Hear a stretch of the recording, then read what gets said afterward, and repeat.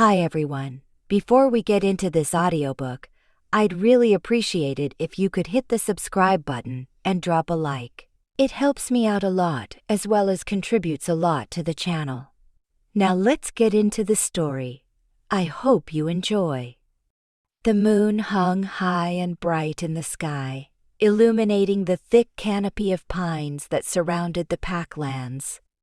It had been many years since the Luna vanished, but the pack still spoke of her in hushed tones, recalling how she used to guide everyone with kindness and quiet wisdom. Although some of the younger wolves could barely remember her face, the older ones still whispered about how her eyes shimmered with a special silver glow during full moons. Her abrupt disappearance left a wound that never truly healed, and in the time that followed her absence, the Alpha became a distant figure. No longer the spirited, steady leader he once was, he had closed himself off from his wolves, seemingly resigned to a grim solitude. An Omega named Elinor recalled the Luna's departure clearly, even though she had been very young when it happened. Her parents told her stories of a gentle leader who used to check in on everyone, from the highest-ranked warrior to the youngest child. These memories lingered in the pack's collective mind. But with every passing year, the Alpha grew colder, and the sense of unity in the territory frayed. Elinor felt it keenly, for although Omegas were accustomed to being overlooked, she remembered a time when they were treated with at least a measure of respect, thanks to the Luna's influence. Now, they were largely regarded as burdens or unremarkable figures existing on the fringes of daily pack life. Elinor lived in a small cabin near the edge of the territory, surrounded by untamed forest. She had found solace in the wild spaces, where she collected herbs and medicinal plants. Despite her rank, she possessed an extraordinary empathy that allowed her to help others who were injured or struggling in quiet ways. Though she was hardly recognized for her efforts, it did not deter her from her tasks. If anything, the more the pack overlooked her, the freer she felt to explore the land. Sometimes she would wander beyond the usual borders, discovering hidden clearings, neglected caves, and secret groves. On a particularly crisp evening, Elinor went out to gather night-blooming plants that thrived under moonlight. The forest held a certain magic after sundown, a hush that made every rustle of leaves seem amplified. With a woven basket in one hand, she pushed aside a cluster of tall ferns, venturing farther from the pack's main settlement than she usually dared. The aroma of damp earth and pine sap permeated the air, and every step she took stirred fallen leaves.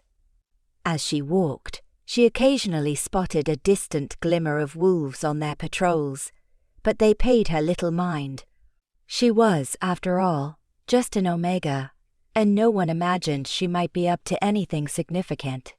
Still, Elinor felt her senses prickling, her heart pounding in her chest. There was something different about this night, something that made her slow her movements and look around more cautiously. She paused to inspect a particular patch of moonflowers, marveling at their pale petals as they reflected the silvery beams that filtered through the thick branches above. In that moment, her ears caught a faint sound, something like a low growl or a whimper off in the distance. Alarmed, she looked over her shoulder. It was dark, yet she sensed a presence, a pair of eyes watching her from behind the thick underbrush. Carefully, Elinor straightened and set her basket down. Her breath grew shallow, and she suppressed the urge to shift into her wolf form. Her instincts warned her that if it was a feral animal, a direct confrontation might be dangerous. She had never truly fought anyone, always relying on others in the pack to handle threats. But fear did not overshadow her curiosity, and so she whispered a soft greeting, hoping it would reassure whoever or whatever was hidden in the foliage. Movement stirred the branches, and a large wolf emerged into a beam of moonlight. Its coat was a mixture of gray and silver, slender but powerful in form, suggesting it had once been well-fed and healthy before living on its own in the wild. The wolf's eyes startled Elinor. She had never seen such a gaze before, an uncanny silver hue glowing with an intensity that stole her breath. For a moment, time stood still. Something in those eyes spoke of intelligence and sorrow, as though this wolf carried a deep pain or had wandered in loneliness for a very long time. Elinor stepped back. She expected the wolf to bare its fangs and snarl, but instead, it sniffed the air, then let out a soft whine. The sound was neither hostile nor entirely fearful. It reminded Elinor of the wolves from her pack when they were caught in a moment of confusion. In an unthinking gesture, she bent down to pick up the fresh moonflowers, extending them gently toward the creature. It was a naive thing to do, but Elinor believed strongly in showing kindness first. The wolf tilted its head, its silver eyes scanning the blossoms as though they held great significance.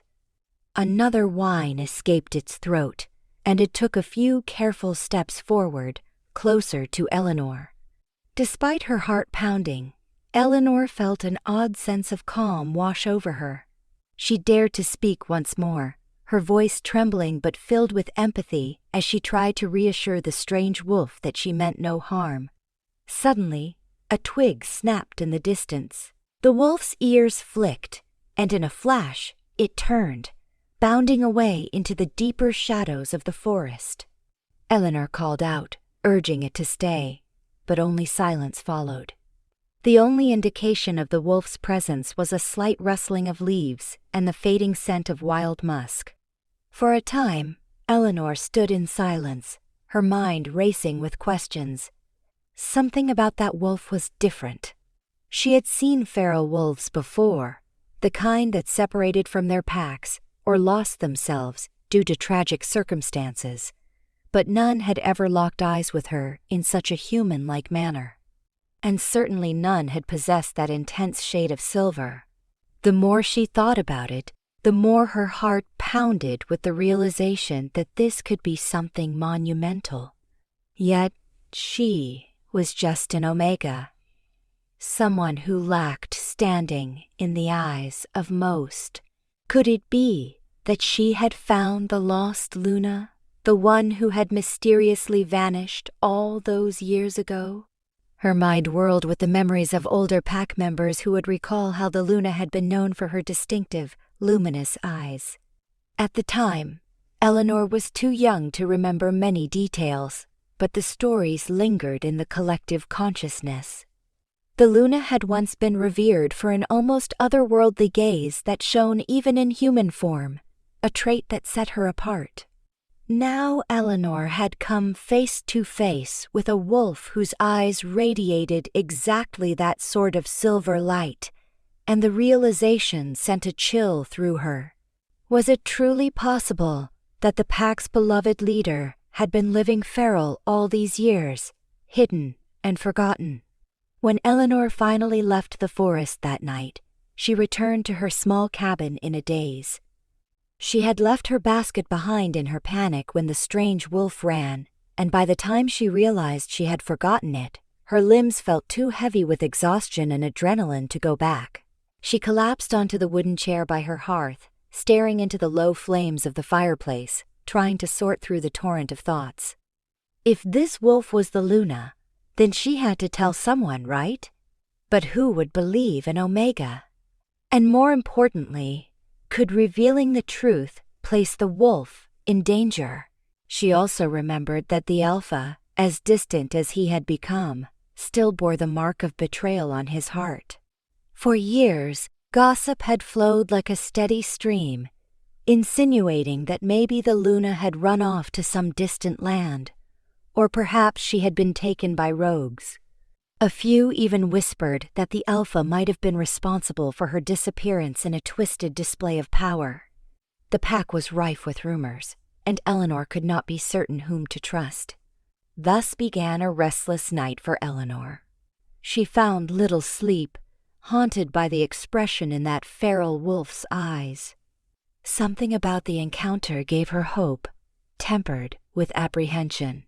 The significance of her discovery weighed heavily, for if indeed she had found the long-lost Luna, it might change everything. Yet it could also lead to deadly consequences if the wrong individuals learned of it. After all, the coldness in the pack did not merely stem from heartbreak or sorrow. There were secrets buried beneath the surface, and the Luna's disappearance had undoubtedly benefited someone.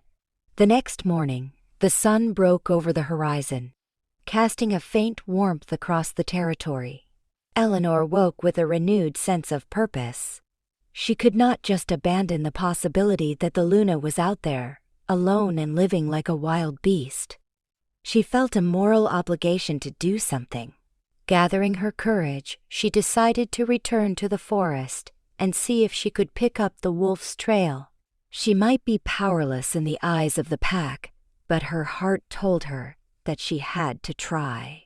That day, Elinor ventured beyond her usual paths, weaving in and out of dense thickets, guided by a suspicion that the silver-eyed wolf might be lurking nearby. She had no real experience in tracking, other than what she picked up from an older Omega who used to help gather rare herbs. But she knew the land well, and she remembered every detail of where she had encountered the strange wolf. When she found the spot, her basket lay just as she had left it. The moonflowers wilted and crumpled. The earth around it bore paw prints, confirming the wolf had lingered for a while after running away. She followed the tracks as far as she could, trailing them into a part of the forest overshadowed by towering evergreens and thick vines. The ground here was dark, spongy with moss, and the scent of mushrooms clung to the air.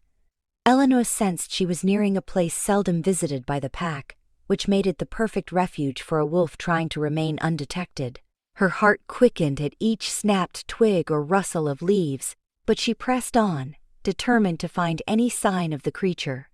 Eventually, she stumbled upon a small clearing beside a narrow creek, where smooth stones dotted the bank. She crouched beside the water, noticing fresh paw prints in the soft mud. If the wolf had drunk here recently, then she might still be somewhere close. Elinor looked around, her gaze drawn to a fallen log that rested against a rocky outcrop. Beneath that log, she spotted a tangle of old leaves and some flattened grass, as if something large had been lying there. Not a proper den, but perhaps a temporary shelter. Her heart hammered as she stepped nearer, uncertain of how the wolf would react if discovered. She called out softly, though she did not know whether the wolf could understand her words. Yet there was no immediate response, just the gentle trickle of water over stones. Carefully, she reached under the log, feeling around for any clues. Her fingertips brushed against a few strands of fur, and she realized this was indeed where the wolf had been sleeping. A sudden snap made her leap to her feet, turning to see a shadow moving among the trees. Could it be the wolf? She clenched her hands, forcing herself to remain calm. After a long moment, the figure moved away, leaving her uncertain whether she had been observed or if it was just some other creature. For days following that discovery, Elinor returned to the clearing, trying to remain vigilant and unobtrusive. She brought bits of cooked meat, placing them on a flat stone near the creek, hoping the aroma might lure the wolf back. Each time, the food disappeared by the next day, though she never managed to catch a glimpse of the mysterious creature. She left small items too, like soft cloths or dried herbs, unsure if the wolf would recognize them. Part of her worried that she was indulging in a fantasy, imagining that this wild beast could be the missing Luna. But she could not shake the memory of those silver eyes, nor could she dismiss the stories of the Luna's disappearance. Her determination was laced with caution. She knew the pack was filled with rumors and suspicions, and if she caused too much of a stir, someone might follow her to these forests. Yet Elinor could not bring herself to keep the matter wholly secret. She confided in her close friend Rowan, another low-ranked wolf who had a gentle soul. One afternoon, while they were tending to some chores near the outskirts of the pack's main settlement, Elinor explained in hushed tones everything she had discovered about the strange wolf. Rowan was skeptical at first, but as Elinor described the silver gaze, she saw Rowan's expression shift from doubt to muted awe. "That sounds like her," Rowan murmured, scanning their surroundings to ensure no one overheard. "You really believe it might be the Luna?" Elinor nodded, her voice trembling with both excitement and fear. "I cannot prove it yet, but I just have this feeling.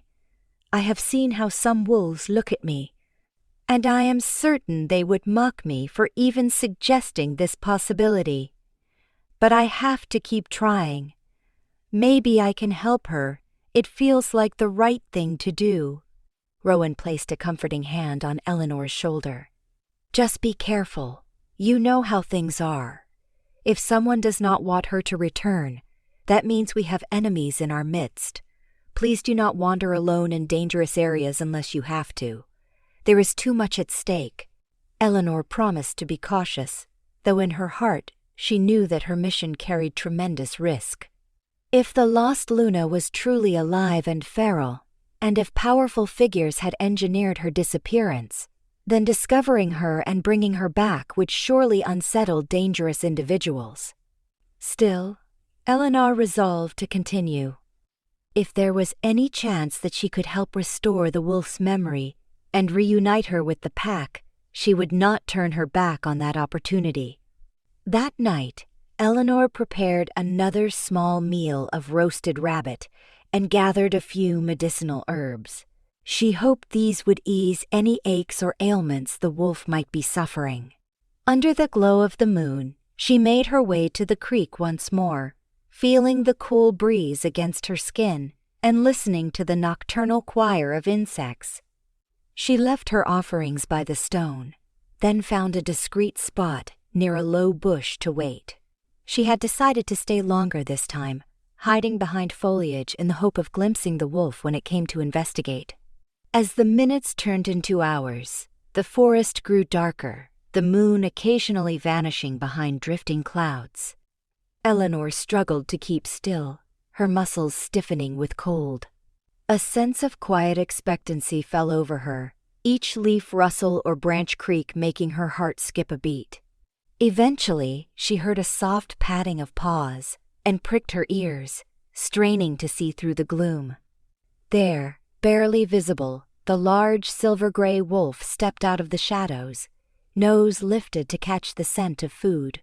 Elinor held her breath, watching as the wolf approached the offering on the stone. She could see how it moved warily, ears twitching, and eyes scanning the area. Slowly, the wolf lowered its muzzle to the rabbit, sniffing it with clear suspicion. At that moment, Elinor gently rose from her hiding place, stepping forward without making any sudden moves, hoping the wolf would remember her scent. Startled, the wolf looked up, muscles tensing as though prepared to flee. Elinor raised her hands in a gesture of peace, her voice soft. "Please," she said, speaking gently so as not to frighten the creature. "I only want to help. I will not hurt you, I promise." The wolf let out a low growl, warning her not to come too close, but it did not run immediately. Instead, it watched her, silver eyes reflecting an internal struggle. For several long seconds, no one moved. Elinor reached into her satchel and withdrew a few sprigs of aromatic herbs she had bundled together. She placed them on the ground and slowly stepped back, hoping the wolf would interpret this as a peaceful offering. With halting caution, the wolf took a hesitant step closer, sniffing the herbs. Elinor watched intently, heart pounding. There was something about the wolf that radiated a lonely intelligence, as if it wanted to connect but was held back by fear or confusion. In her mind, Elinor could scarcely believe she was standing this close to a beast that might be the lost Luna. The sadness in the wolf's eyes tugged at Elinor's heart. She attempted to speak again, her voice quiet yet earnest. "If you truly are who I think you might be, please know that the pack has never forgotten you, no matter what rumors say. The Alpha, well, he is not the same, but I think deep down he still mourns your loss. And I just want to help you find your way back, if that is what you want. It must be lonely out here all by yourself." At those words, a strange light flared in the wolf's gaze. Without warning, it let out a small whimper, sounding almost human in its heartbreak, and sank onto its belly. Elinor remained still, uncertain whether the wolf was about to spring away or attack. Instead, the wolf lowered its head to the ground, ears pressed back. Something about that posture spoke of deep despair, as though the wolf could sense Elinor's intentions but was trapped in an endless state of confusion. Tears welled in Elinor's eyes. She did not dare move any closer, but she spoke softly, letting her empathy fill each word. "It is all right. I do not know what you have been through, but you are not alone anymore. I will come back tomorrow and the day after that. Even if you cannot speak, I will find a way to help, no matter how long it takes. Will not abandon you." The wolf closed its eyes, and for a moment, it was as if the entire forest paused in respect for the heartbreaking sight before them. Then, with a soft huff, the creature rose, stepping backward. It gazed at Elinor for one more moment with those otherworldly silver eyes, and then it turned and slipped into the darkness. This time, however, the departure did not feel as final. Elinor sensed that a fragile bond had formed, one that might grow stronger with each visit. When Elinor returned to her cabin, a new resolve burned in her heart. She began planning how best to help the wolf recall its past. Perhaps she could bring items that would be reminiscent of pack life, or clothing with the pack insignia, or even something from the old days that might trigger a memory. She realized she was venturing into uncharted territory, no pun intended, but her compassion for the lost Luna, if that was indeed who this wolf was, overshadowed her fears. Over the following days and weeks, Elinor established a steady routine. She would gather her usual herbs and supplies, then discreetly sneak away to the clearing by the creek. She never knew if the wolf would appear, but she always left something for it. Sometimes it was food, sometimes a small token from the pack, like a tattered banner that bore the pack's crescent moon emblem. On rare occasions, she spied the wolf pacing the edges of the clearing, watching her. The wolf seldom came very close, but Elinor sensed progress. During this time, Elinor began to notice a strange tension among certain pack members. One evening, as she was returning from her forest excursion, she overheard two warriors speaking. The conversation was hushed, but a single statement caught her attention. "If that Luna ever shows up again, it would be the end of everything we have planned." The statement froze Elinor in her tracks. She hid behind a large oak, pressing herself into the shadows, her pulse pounding in her ears. The warriors continued, the second one saying, "We cannot let it come to that. We work too hard, and the Alpha is practically a shell. If he ever got hope in his heart again, who knows what might happen. No, we keep things as they are. Best if the missing wolf never returns." Elinor felt a rush of anger and fear. There was indeed a conspiracy within the pack, and someone, or perhaps more than a few, clearly stood to gain from the Luna's continued absence. It suddenly made sense why the pack's atmosphere had grown so cold over the years. A group of hidden manipulators seemed to be profiting from the Luna's disappearance, perhaps maintaining a status quo that kept them in power. She did not see their faces, but she recognized their voices as belonging to wolves who held some measure of authority.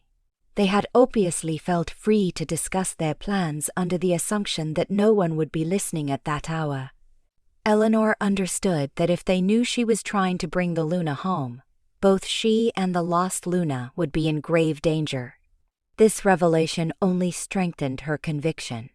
She could not ignore what she had just learned, nor could she walk away knowing that the Luna remained vulnerable in the wilderness. If she did nothing, these conspirators would ensure that the Luna was never welcomed back, potentially harming her if they discovered her true identity. The next day, Elinor confided in Rowan again, detailing what she had overheard. Rowan's expression darkened in alarm, and they both realized they were treading on perilous ground. Despite that, they resolved to keep each other informed of any new information. The only real choice they had was to act in secrecy, gradually working to help the Luna reclaim her memory, then revealing her to the Alpha at the right moment. Elinor believed that the Alpha, despite his hardened exterior, would not willingly harm his mate if presented with undeniable proof of her identity. Still, a series of questions gnawed at Elinor. How did the Luna lose her memory in the first place? Who was truly behind her disappearance? And how would an Omega like herself stand against wolves far more powerful, cunning, and ruthless than she could imagine? She had no clear answers, only a fierce determination to do what was right. Meanwhile, her visits to the clearing continued. The wolf, although not fully trusting, no longer growled when it spotted her. Gradually, it allowed Elinor to approach closer, though still keeping a safe distance. Elinor began speaking more often during these visits, telling small stories about the pack, describing daily life, and recalling how the Luna used to bring warmth to each gathering. Occasionally, the wolf tilted its head, as if trying to decipher Elinor's words. During one particularly quiet afternoon, Elinor brought a faded piece of cloth embroidered with a delicate crescent moon. It was an old pack symbol that she had found in a forgotten trunk. She laid it on the flat stone where she usually placed food, then sat down a short distance away.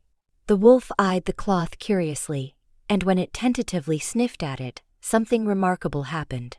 The wolf's ears stiffened, and it recoiled as though struck by a flash of pain or memory. A plaintive whine escaped its throat, and it stared at the cloth, trembling. A surge of sympathy and worry flooded Elinor, and she spoke in a soothing tone. "It is all right.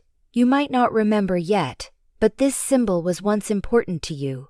The entire pack wore it with pride, and you led us with compassion. Please, do not be afraid." The wolf backed away, chest heaving with ragged breaths.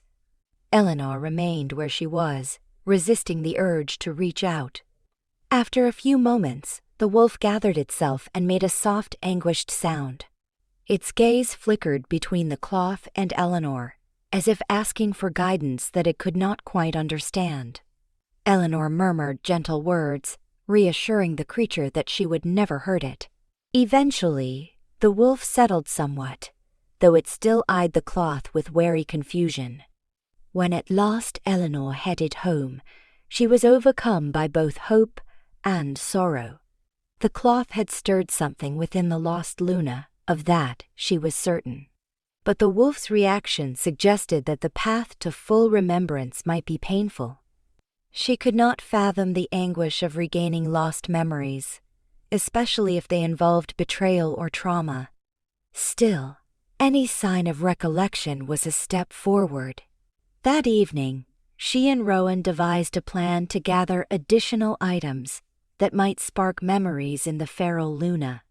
They agreed to do so cautiously, making sure not to draw attention from suspicious pack members. Rowan, who worked occasionally in storage areas, promised to keep an eye out for relics of the past that might relate to the Luna's reign. Elinor would continue her visits, each day bringing something new, from old songs she could hum softly to scraps of cloth bearing the pack emblem. None of it was certain to work, but Elinor clung to a single hope. If she was persistent, perhaps the Luna's identity would resurface in bits and pieces. She reminded herself that the Luna had once been beloved. Even though the Alpha had grown distant, the pack must still hold some trace of reverence for the one who had led them so wisely. If the Luna returned, restored to herself, maybe it would heal the rift that had consumed the territory for so long. But in the shadowy corners of the pack, malevolent forces lurked. The conspirators who had orchestrated the Luna's disappearance were no doubt on the alert for any hint that their secret was unraveling. Elinor felt like she was walking a tightrope, uncertain which day someone might catch her slipping into the forest or question her reasons for carrying seemingly random trinkets out of the settlement. Though fear haunted her, a sense of destiny guided her footsteps. She had always been an Omega, undervalued and overlooked, her voice rarely heard.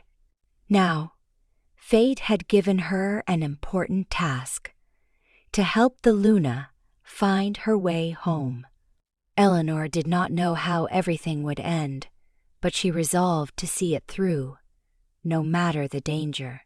And so, alone in her cabin that night, she gazed into the dying embers of the hearth.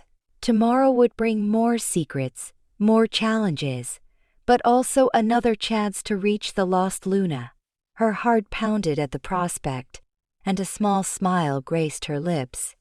She was doing something that mattered, something that could change the entire course of the pack's future.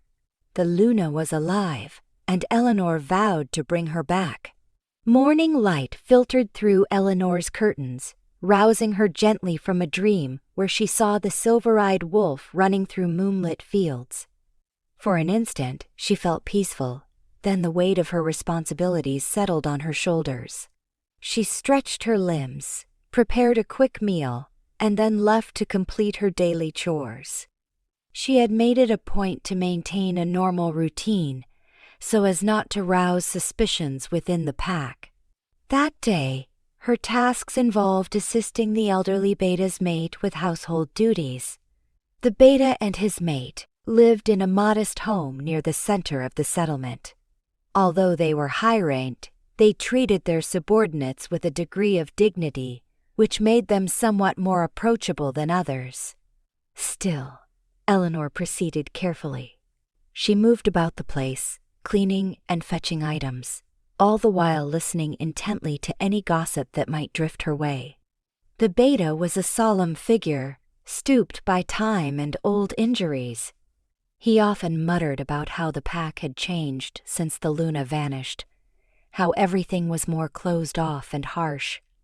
Elinor sometimes found his ramblings difficult to follow, but she sensed that he, too, mourned the absence of a kinder era. He did not speak openly of conspiracies, but his resigned tone suggested he suspected more than he dared say aloud. While Elinor swept the main hall, she overheard a conversation at the doorway between a patrol leader and a young messenger. The patrol leader grumbled about unusual scents detected at the outskirts of the territory. The messenger replied that the Alpha had taken a personal interest in any stray wolves that might be lurking. At once, Elinor's heart thudded. Were they talking about the feral wolf? If word spread that a strange wolf was roaming on pack land, the search parties might intensify. Striving to appear calm, she kept sweeping, her ears keenly tuned to each word. The patrol leader grunted. Yes, the Alpha insisted we track down anything unusual. Hard to say if it is rogues or something else, but we cannot allow vulnerabilities. Not now, not ever. Elinor's mind raced. So the Alpha was aware that a lone wolf might be hiding in the territory. Though it was not unusual for him to be cautious about rogues, the news made Elinor uneasy. If the Wolf Guard was dispatched to locate any intruder, they could stumble across the lost Luna before Elinor had time to earn her trust fully. The potential consequences were dire, especially if the conspirators manipulated the situation. Once the conversation ended, Elinor continued her work in silence, formulating a plan. She would have to warn the feral Luna somehow, convince her to stay hidden from the main patrols. After finishing her tasks, she bid a respectful goodbye to the beta's mate, who only nodded absently. Then she slipped out, keen to find Rowan. Rowan was busy hauling supplies near the storage sheds, sweat beading on their forehead. Elinor offered to help, and as they carried heavy sacks of grain, she relayed what she had overheard. Rowan's brow furrowed, and they exchanged a concerned glance. "This is getting more serious," Rowan murmured once they were alone in a corner of the storage area. "If the Alpha's men find her in her current state, there is no telling what might happen. She might be driven by fear and attack them, or they might see her as just another rogue to be dealt with. You must be very cautious, Elinor."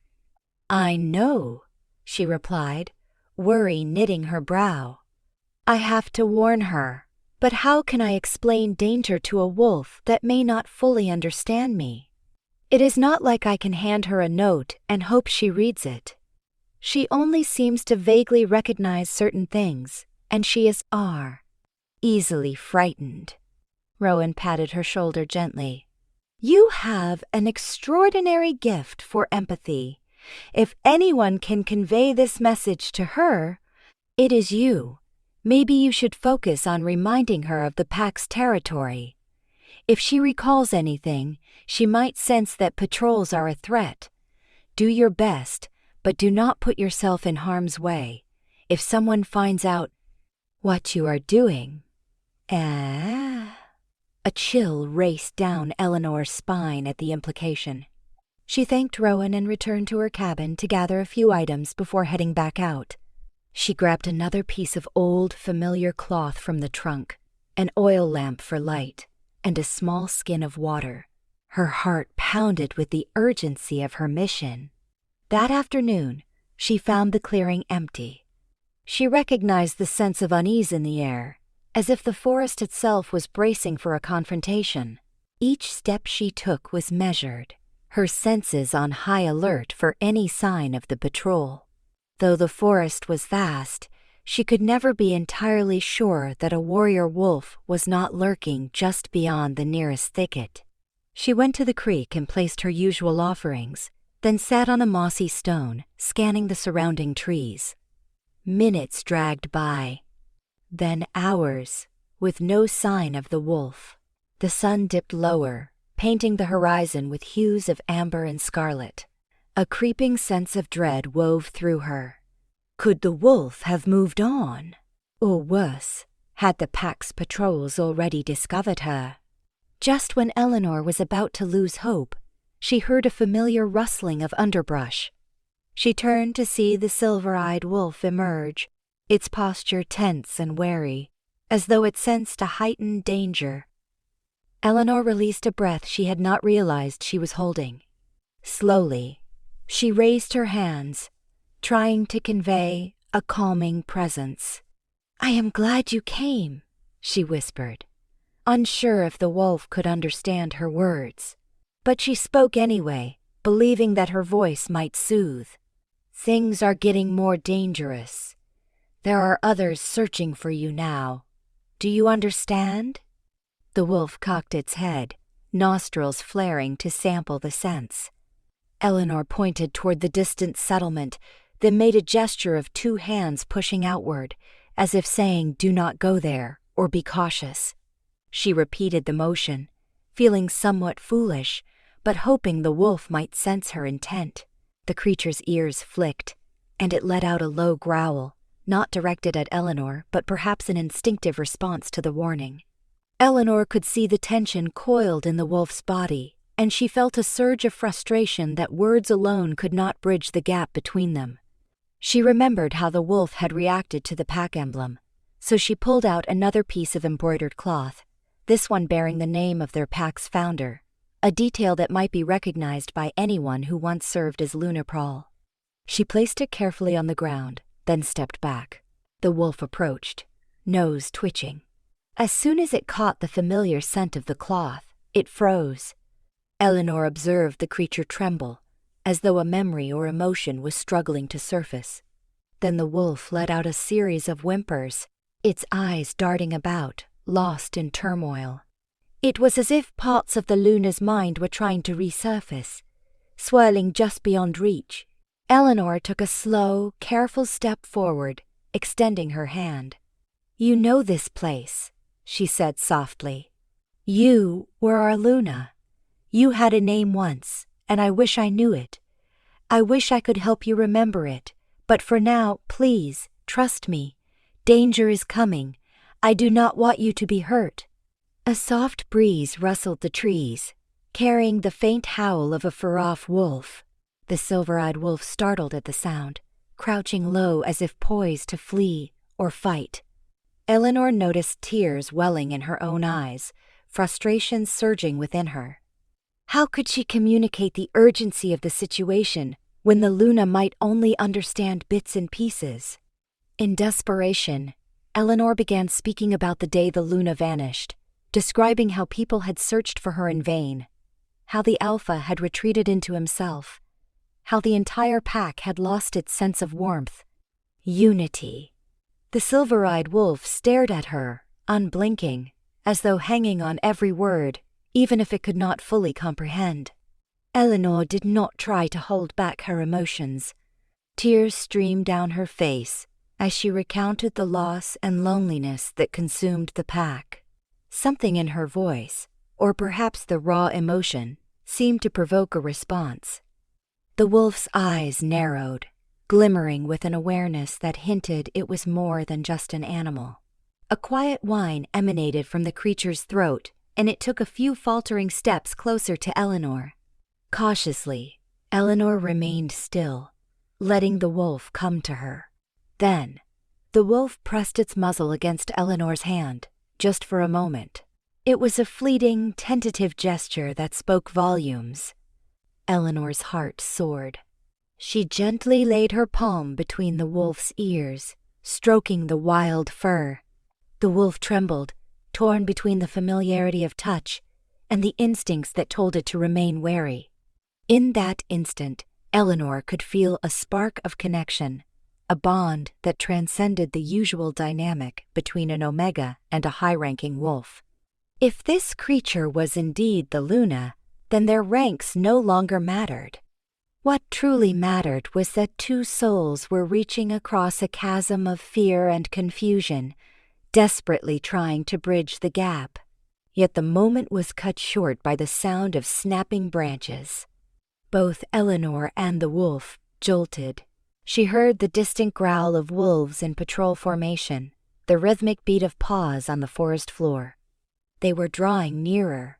Panic surged through Elinor. She hissed quietly to the wolf. "Go! Hide! They are coming. You cannot let them find you yet." She gestured urgently, waving the wolf away. At first, the silver-eyed wolf hesitated, eyes darting from Elinor to the direction of the approaching patrol. Then, as the howls grew closer, it turned and raced into the depths of the forest, vanishing from sight. Elinor hurried to gather her belongings, stuffing the cloth into her satchel. She wiped the tears from her cheeks, took a calming breath, and then began walking back toward the settlement. She had to make it appear as though she was merely out gathering herbs, nothing unusual. Her pulse thundered with the fear that she would be caught, but she schooled her features into an expression of mild surprise when a patrol of 3 wolves, each in human form, emerged from the tree line. Elinor, the tallest among them, a gruff warrior named Barrick, said in a curt voice, "What are you doing so far out here?" His eyes scanned her up and down, suspicion etched into his features. In as casual a tone as she could muster, Elinor replied, "I was collecting some medicinal plants. There is a patch of them near the creek, though I am afraid I did not find as many as I hoped." She held up her small cloth bag, which indeed carried a few roots and leaves she had hastily gathered earlier. The warrior narrowed his gaze. "You are aware that the trolls are on the lookout for any strange wolves. Perhaps you have seen or heard something." Elinor forced a polite smile. Nothing more than the usual forest creatures. I heard some rustling, but that is all. If I see or sense anything, I will be sure to report it." Barrett grunted, clearly unconvinced. He and the other 2 patrol members exchanged glances. One of them asked, "You sure? We have reason to believe there is a rogue somewhere in this area." Elinor maintained her composure, calling upon every bit of her self-control to keep her voice steady. "I can only repeat what I said. I have not encountered any rogue. I am just an Omega who gathers plants for healing, as I always do. But I will stay alert, for my own safety as well as yours." She bowed her head slightly, a gesture of respect to their higher rank. The warriors seemed to be weighing her words, but none of them could produce evidence against her. Finally, Barrack nodded stiffly. "Be careful, Elinor. If something dangerous is roaming about, you do not want to be out here alone." They moved on, leaving her with trembling knees. She waited until they were out of sight, then released a shaky breath, relief washing over her. She trudged back to the settlement, each step weighted with the realization that the net was closing in.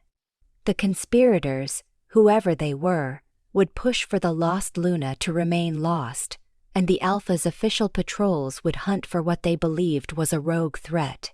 For several days, tension gripped the territory. The patrols increased, and the mood around the settlement grew tenser.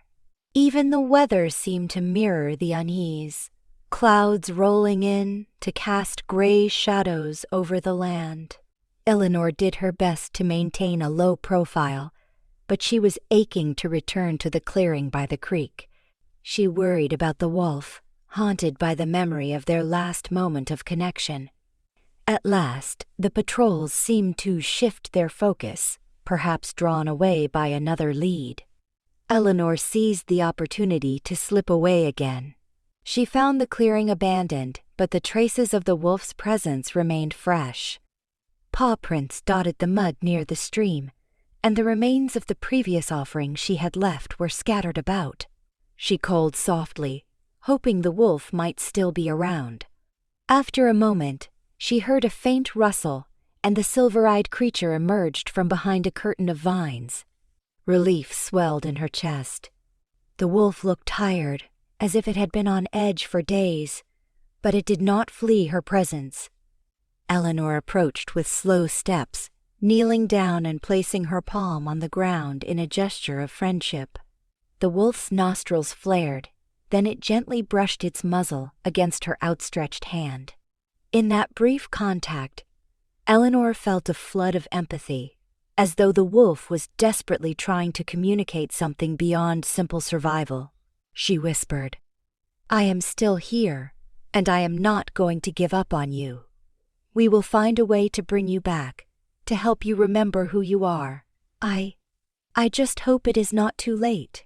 The wolf tilted its head, silver eyes reflecting curiosity and a faint longing. Then, to Elinor's amazement, it began to shift. It was slow, almost painful to witness, as if the act of taking human form was foreign and excruciating.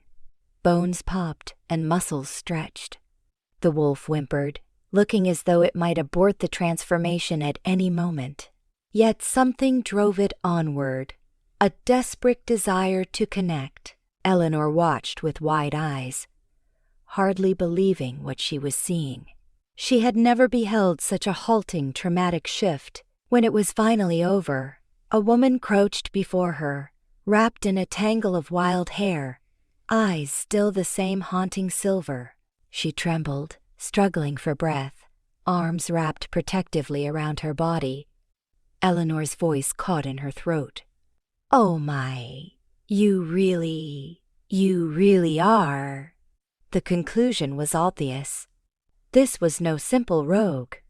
This was indeed the missing Luna, living in a half-feral state for who knew how long.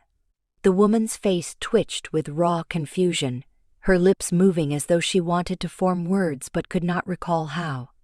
She let out a ragged gasp, her gaze sliding to the pieces of cloth Elinor had shown her over past visits. Tremors coursed through her limbs, and Elinor gently placed a hand on her shoulder. "It is all right," Elinor murmured. "Take your time. You have been on your own for so long. I do not know what happened, but we can figure it out. I promise." For a moment, the Luna tried to speak, but the words died on her tongue. She pressed a hand to her head, as if searching for lost fragments of identity. The frustration and anguish in her eyes made Elinor's heart twist in sympathy.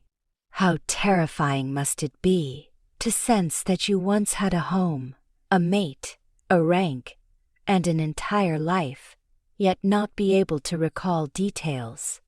Cracks of thunder rumbled in the distance, signaling an approaching storm.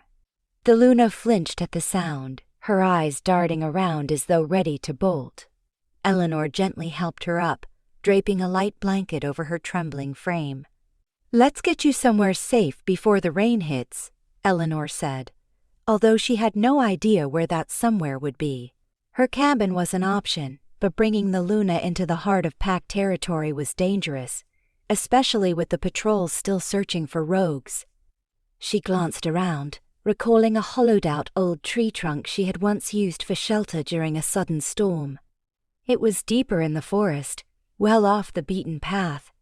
Maybe that would have to suffice for now. She urged the Luna to lean on her, guiding her carefully through the undergrowth. The woman was unsteady, unused to walking upright for extended periods.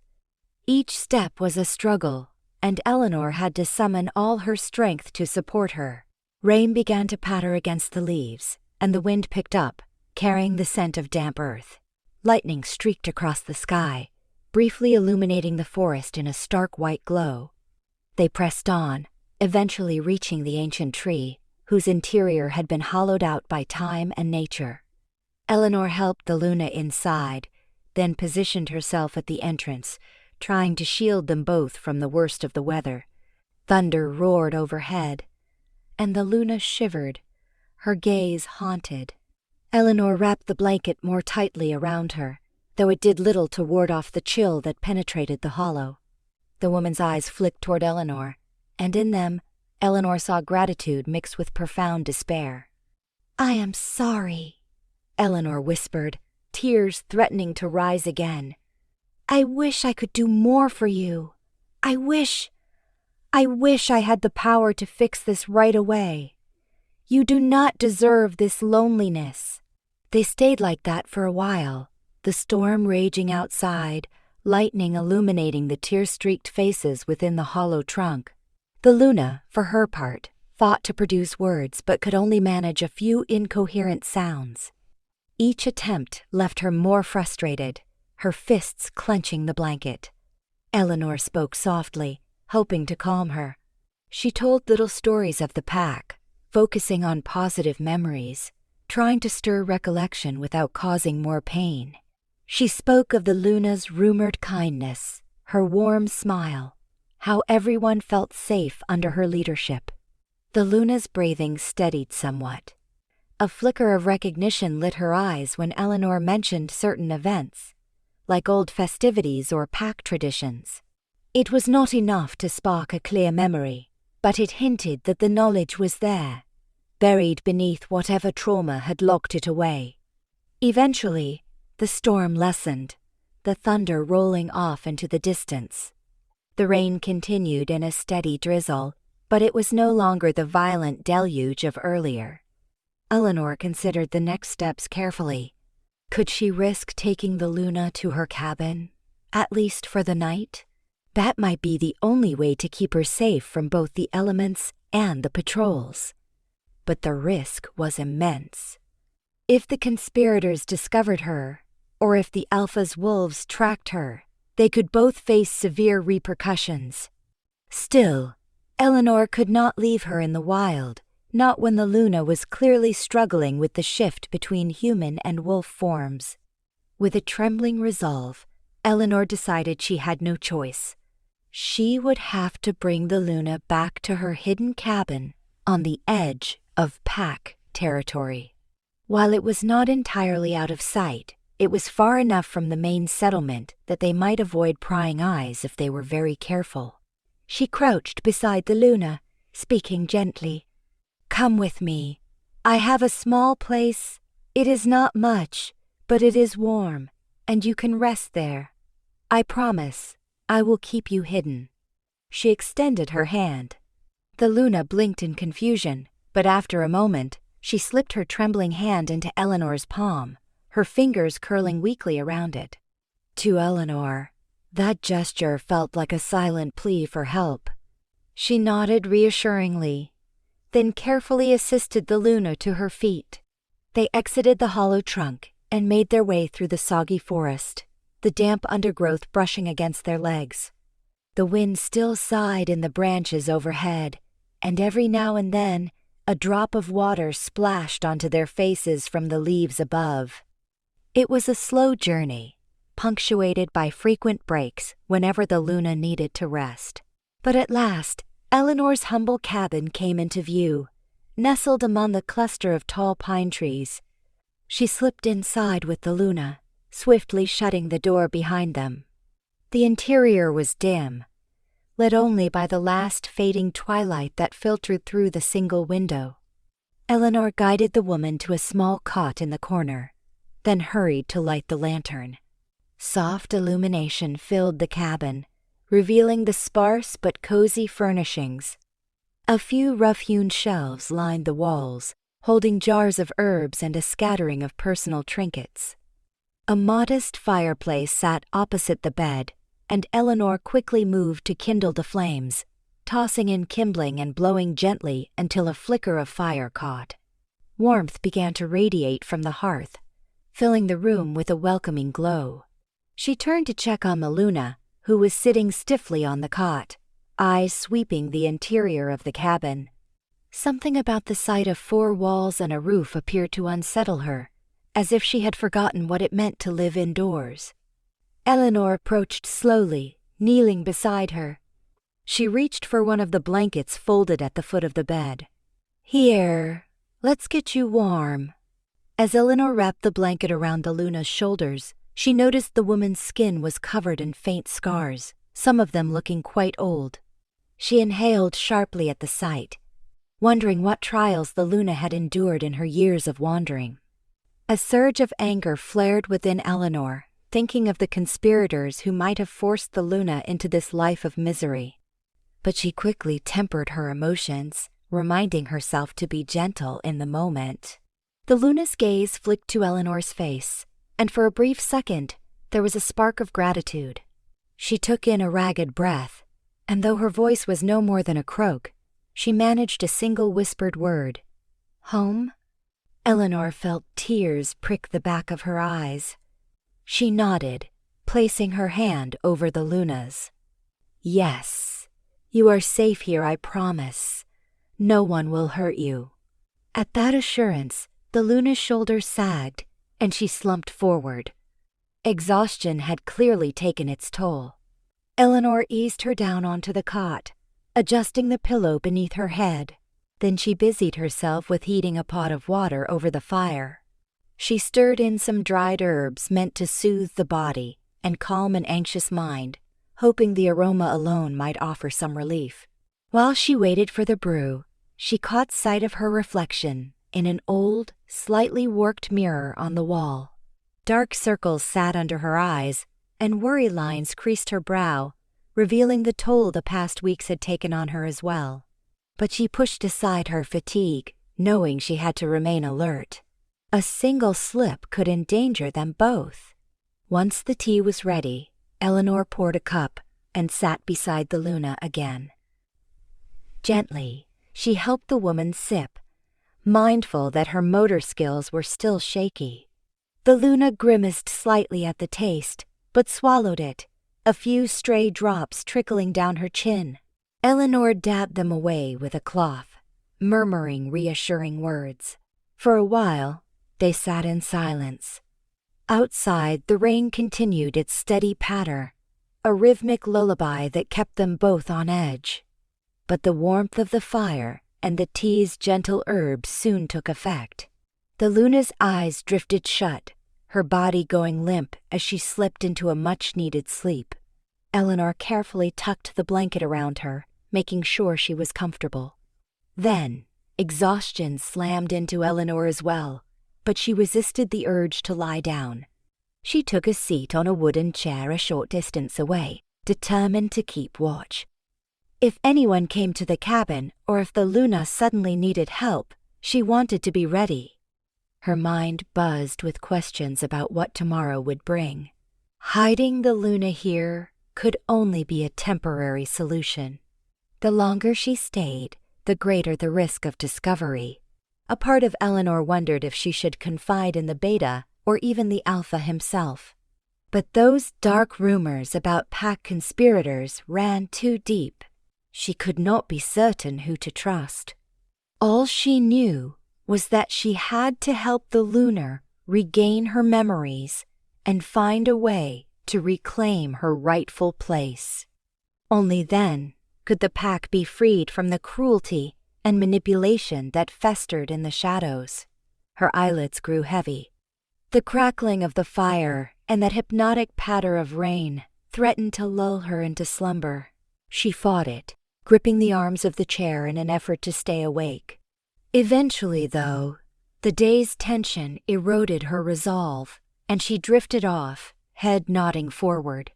In that fragile space between waking and sleep, she saw a vision of the Luna standing beside the Alpha, their hands entwined in a gesture of unity.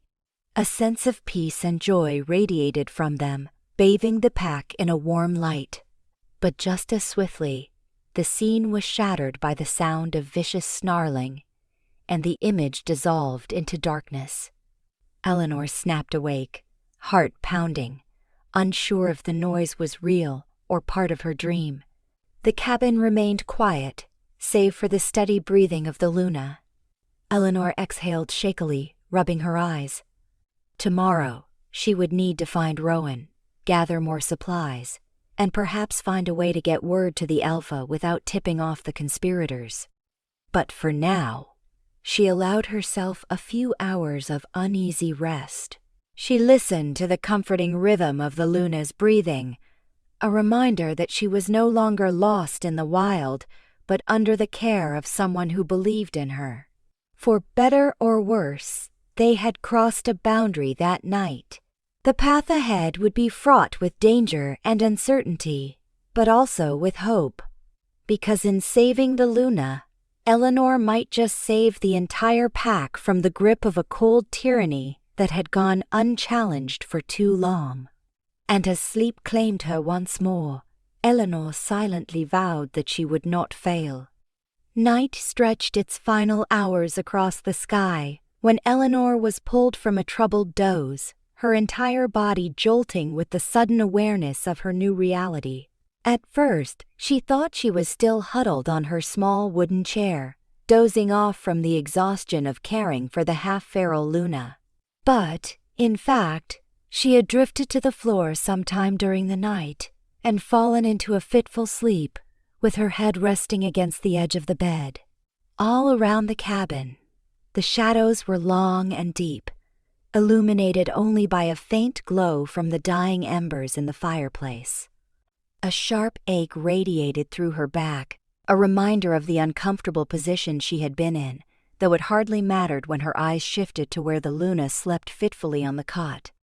The day before had been an unrelenting test of Elinor's endurance. She had spent hours gathering supplies from the settlement and slipping them to this quiet refuge, all the while maintaining the facade of an Omega engaged in routine chores. Danger lurked at every corner. Patrols scoured the outer territories, following rumors of a rogue wolf that, unbeknownst to them, was the very Luna whose absence had cast the entire pack into prolonged sorrow. Conspirators thrived on these heightened suspicions, keen to pounce on the slightest hint that someone might be aiding this mysterious wolf they all dismissed as a rogue. Elinor rose to her feet, stretched, and padded over to the small table. The Luna stirred in her cot, releasing a distressed murmur. Although the woman had settled into a shallow sleep, the tremor in her voice betrayed the nightmares plaguing her. Earlier that night, the Luna had awakened, disoriented and confused, failing to recognize her surroundings. The only thing that had calmed her was Elinor's soft assurances that she was safe. Now, standing by the table, Elinor looked at the array of items she had collected. Small scraps of cloth bearing the pack crest, a fragment of a ceremonial sash, and some items from the Luna's old life, borrowed in secret from the archives and storerooms. She hoped each piece might coax a sliver of recognition from the Luna's fractured mind. Slipping a cloak around her shoulders, Elinor crouched by the hearth, stirring the embers into a gentle flame.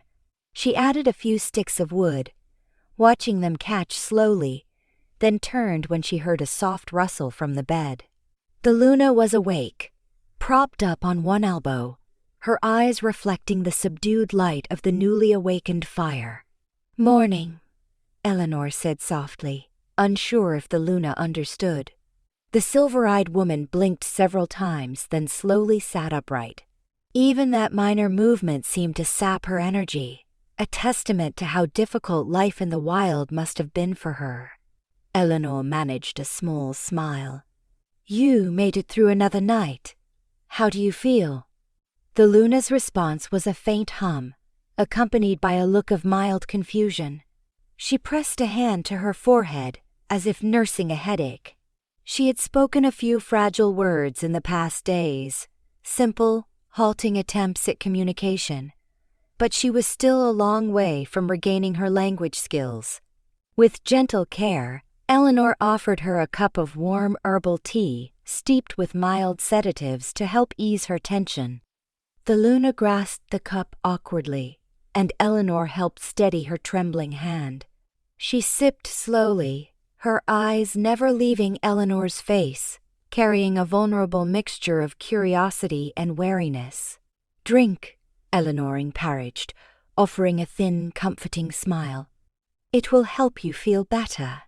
They stayed this way for a while, the Luna nursing her tea, Elinor glancing anxiously at the door in case someone approached unannounced. She had chosen a remote section of the territory for her cabin, and being a low-status Omega had generally kept visitors away. Nevertheless, the risk of detection hung constantly in the air. By the time the Luna finished her tea, Elinor stepped over to the table to retrieve a soft tunic she had procured the day before, sized loosely enough to accommodate the woman's slim but tall frame. "Would you like to change into something warmer?" Elinor asked gently, remembering the small victory of persuading the Luna to wear a cloak the previous evening. The Luna eyed the fabric, running her fingers over it once Elinor placed it in her lap.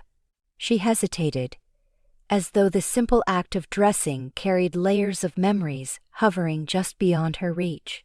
Finally, she raised her gaze to Elinor, the confusion in her silver eyes mingling with a wordless attempt at gratitude. Though she could not speak it, Elinor sensed that the Luna understood this was a gesture of kindness. Guiding her carefully, Elinor helped slip the tunic over the woman's head.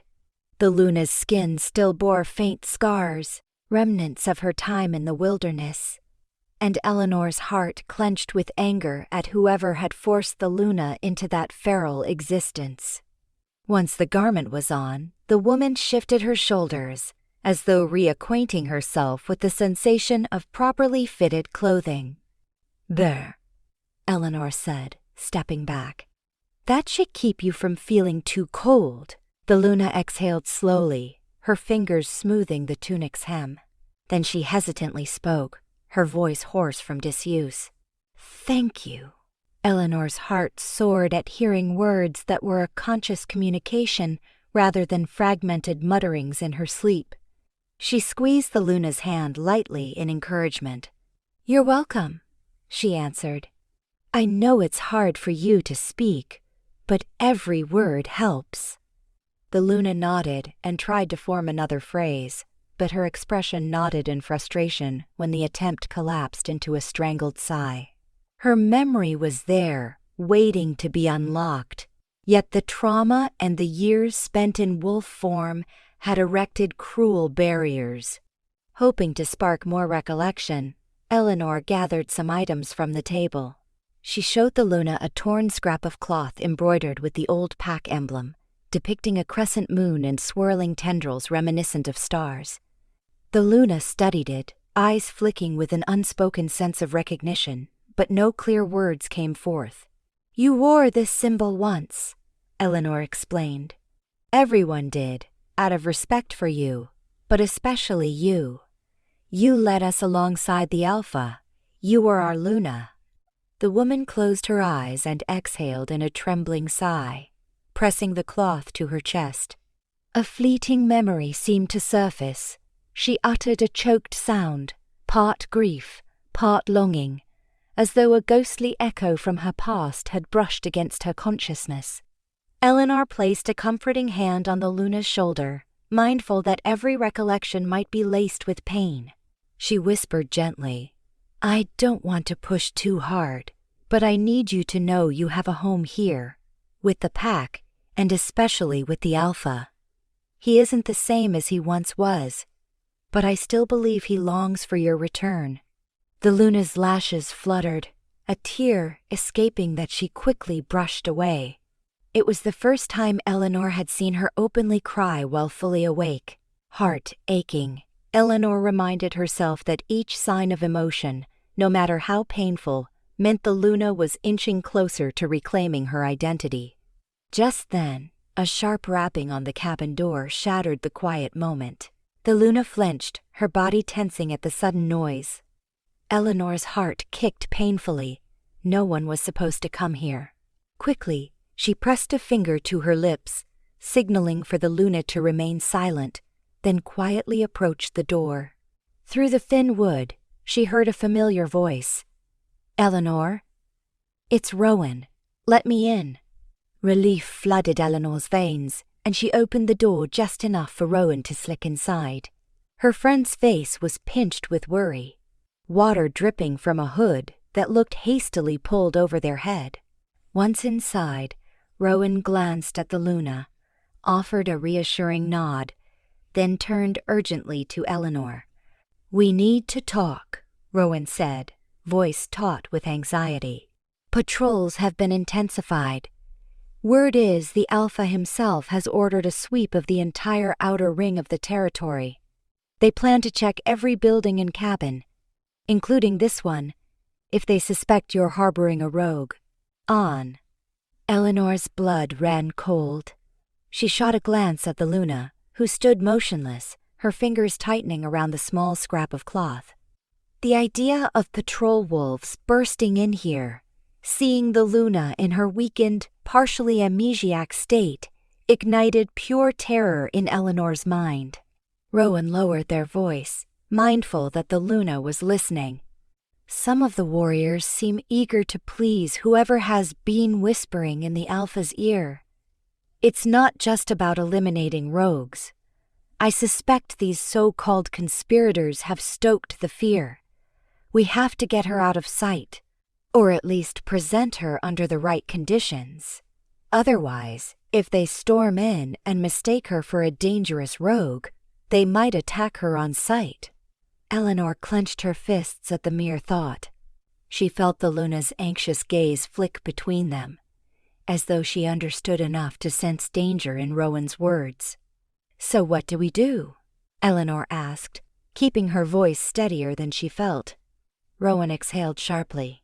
"If you're willing to risk it, we could try to bring her to the Alpha under guard. But that's a huge gamble if the Alpha doesn't immediately recognize or believe who she is. At best, we'll face backlash from the conspirators. At worst," Elinor didn't want to finish that thought. She turned to the Luna, who held the cloth emblem with trembling hands. This woman needed safety, and the current circumstances made that seem almost impossible. Rowan bit their lip. "There is another option. We move her farther into the forest. Maybe to that old concealed cave near the hills. It's away from the usual patrol routes.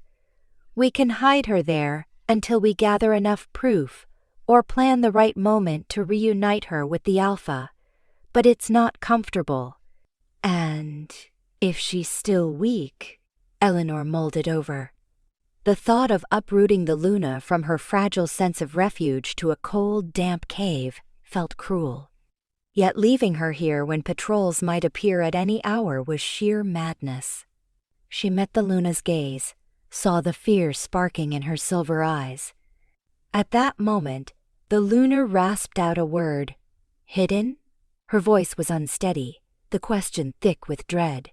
She clutched the piece of cloth as if it were a lifeline, glancing at Elinor with an unspoken plea. Elinor sat beside her. "We're trying to keep you safe," she said gently, taking the Luna's hand. "We might have to leave this place soon. We can't let the Pack's patrols find you unprepared. There are those who mean you harm, who don't want you to remember who you are." At that, the Luna's face contorted into confusion and anger. She managed a few halting words, each syllable like a jagged stone in her throat. "Why me? Gone." Elinor felt tears prick her eyes, the unfairness of it all almost unbearable. "Because when you disappeared, certain wolves gained power. They kept the Alpha broken, turning him distant, which let them manipulate many parts of the Pack. They don't want you to return and restore what was lost." The Luna bowed her head, as if absorbing this harsh truth. She inhaled shakily, then nodded with determined acceptance, a faint glimmer of defiance shining in her eyes. Elinor took that as a sign she agreed to do whatever was necessary to stay safe. Without wasting any more time, Rowan and Elinor gathered a few essential supplies. They made sure to pack the leftover stew, additional water skins, a cloak, and the special items Elinor had been using to jog the Luna's memories. Every moment they delayed risked another patrol coming across the cabin. The Luna, for her part, helped as best she could, though her legs still trembled at times. When everything was ready, they extinguished the hearth's flame, tidied any sign that someone might have been staying here, and carefully opened the door to peer outside. Dawn was breaking, sending diffuse light across the forest. Thin tendrils of mist swirled through the trees, muting the landscape in shades of pale gray. Elinor led the way, Rowan behind them, while the Luna clutched Elinor's arm for balance. Despite her frailty, there was a new spark in her gaze, perhaps an awakening sense that she was no longer alone in this struggle. They moved swiftly, guided by Rowan's knowledge of hidden paths. Twice they froze at the distant sound of howling patrols or the snap of twigs under heavy boots, but luck seemed to favor them.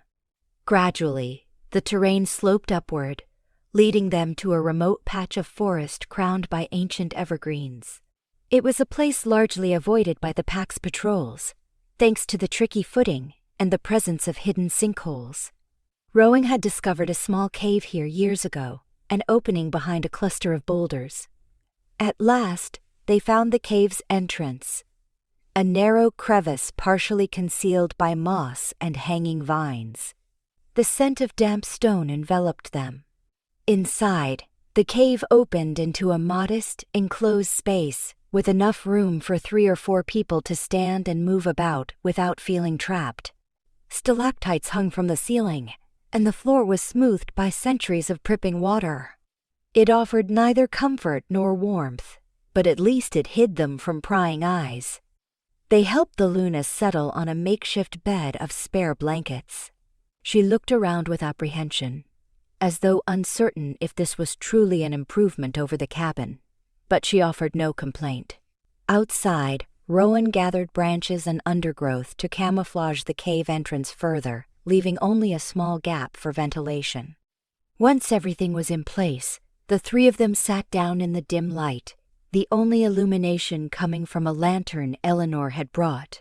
Silence settled, broken only by the slow drip of water resonating in the distance. The Luna pressed a palm to the cold stone wall, looking reflective. Perhaps the environment stirred old memories of living in rough dens or hiding away from potential threats. Rowan exhaled, wiping sweat from their brow. We'll have to be careful coming and going. If the patrols expand their routes, this might not remain secret for long. Elinor nodded. But it's all we have right now. I need more time. Time to gather conclusive proof of who she really is.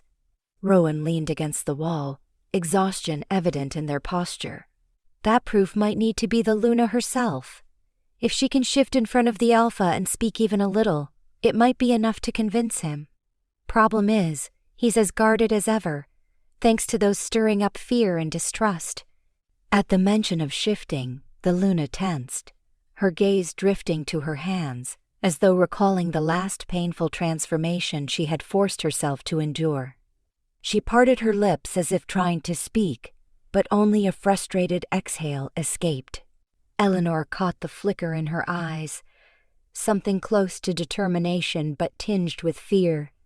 "There's no rush," Elinor murmured, gently touching the Luna's arm. "When you feel ready to try again, we'll help you. You've come so far already."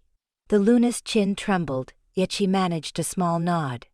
Then, swallowing, she forced a few words. "I want remember all."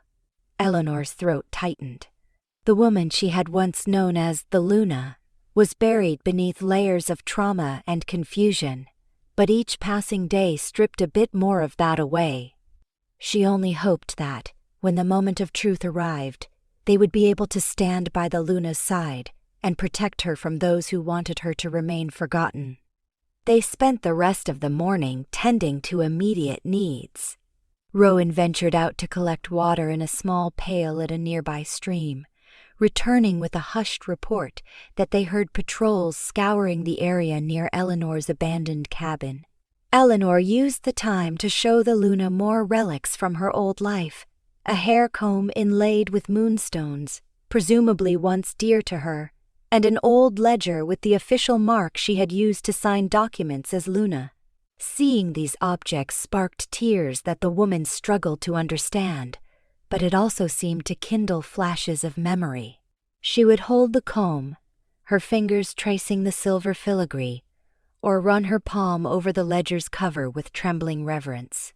As the afternoon rolled in, they debated their next steps. Remaining indefinitely in the cave was no solution, but exposing the Luna too soon could end in disaster.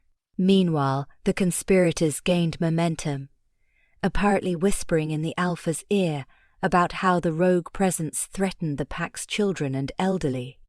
Tensions were climbing to a fever pitch, and someone was bound to report Elinor's frequent absences if she did not remain careful.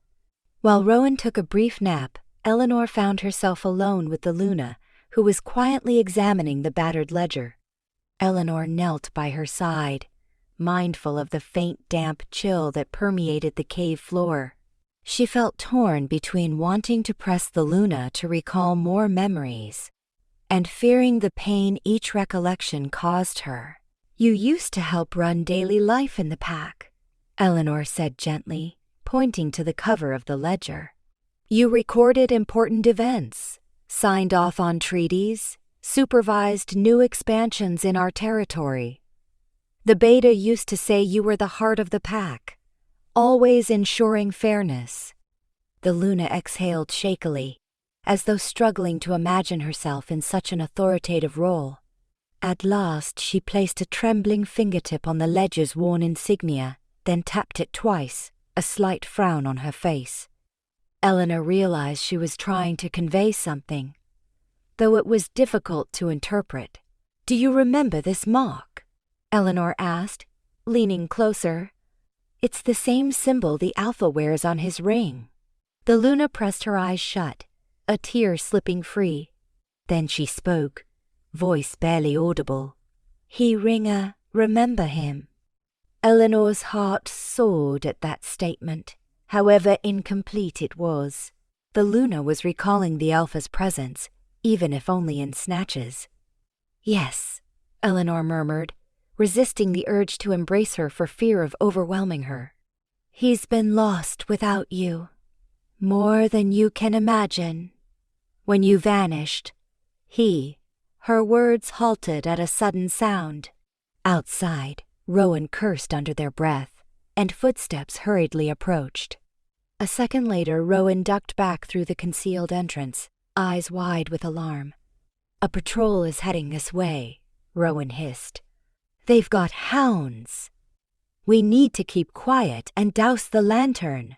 Instantly, Elinor scrambled to extinguish the flame. Darkness swallowed them, the only illumination a faint glow from the entrance's gaps. The Luna shivered, frightened by the abrupt shift. Elinor and Rowan pressed themselves against the walls, motioning for the Luna to stay low.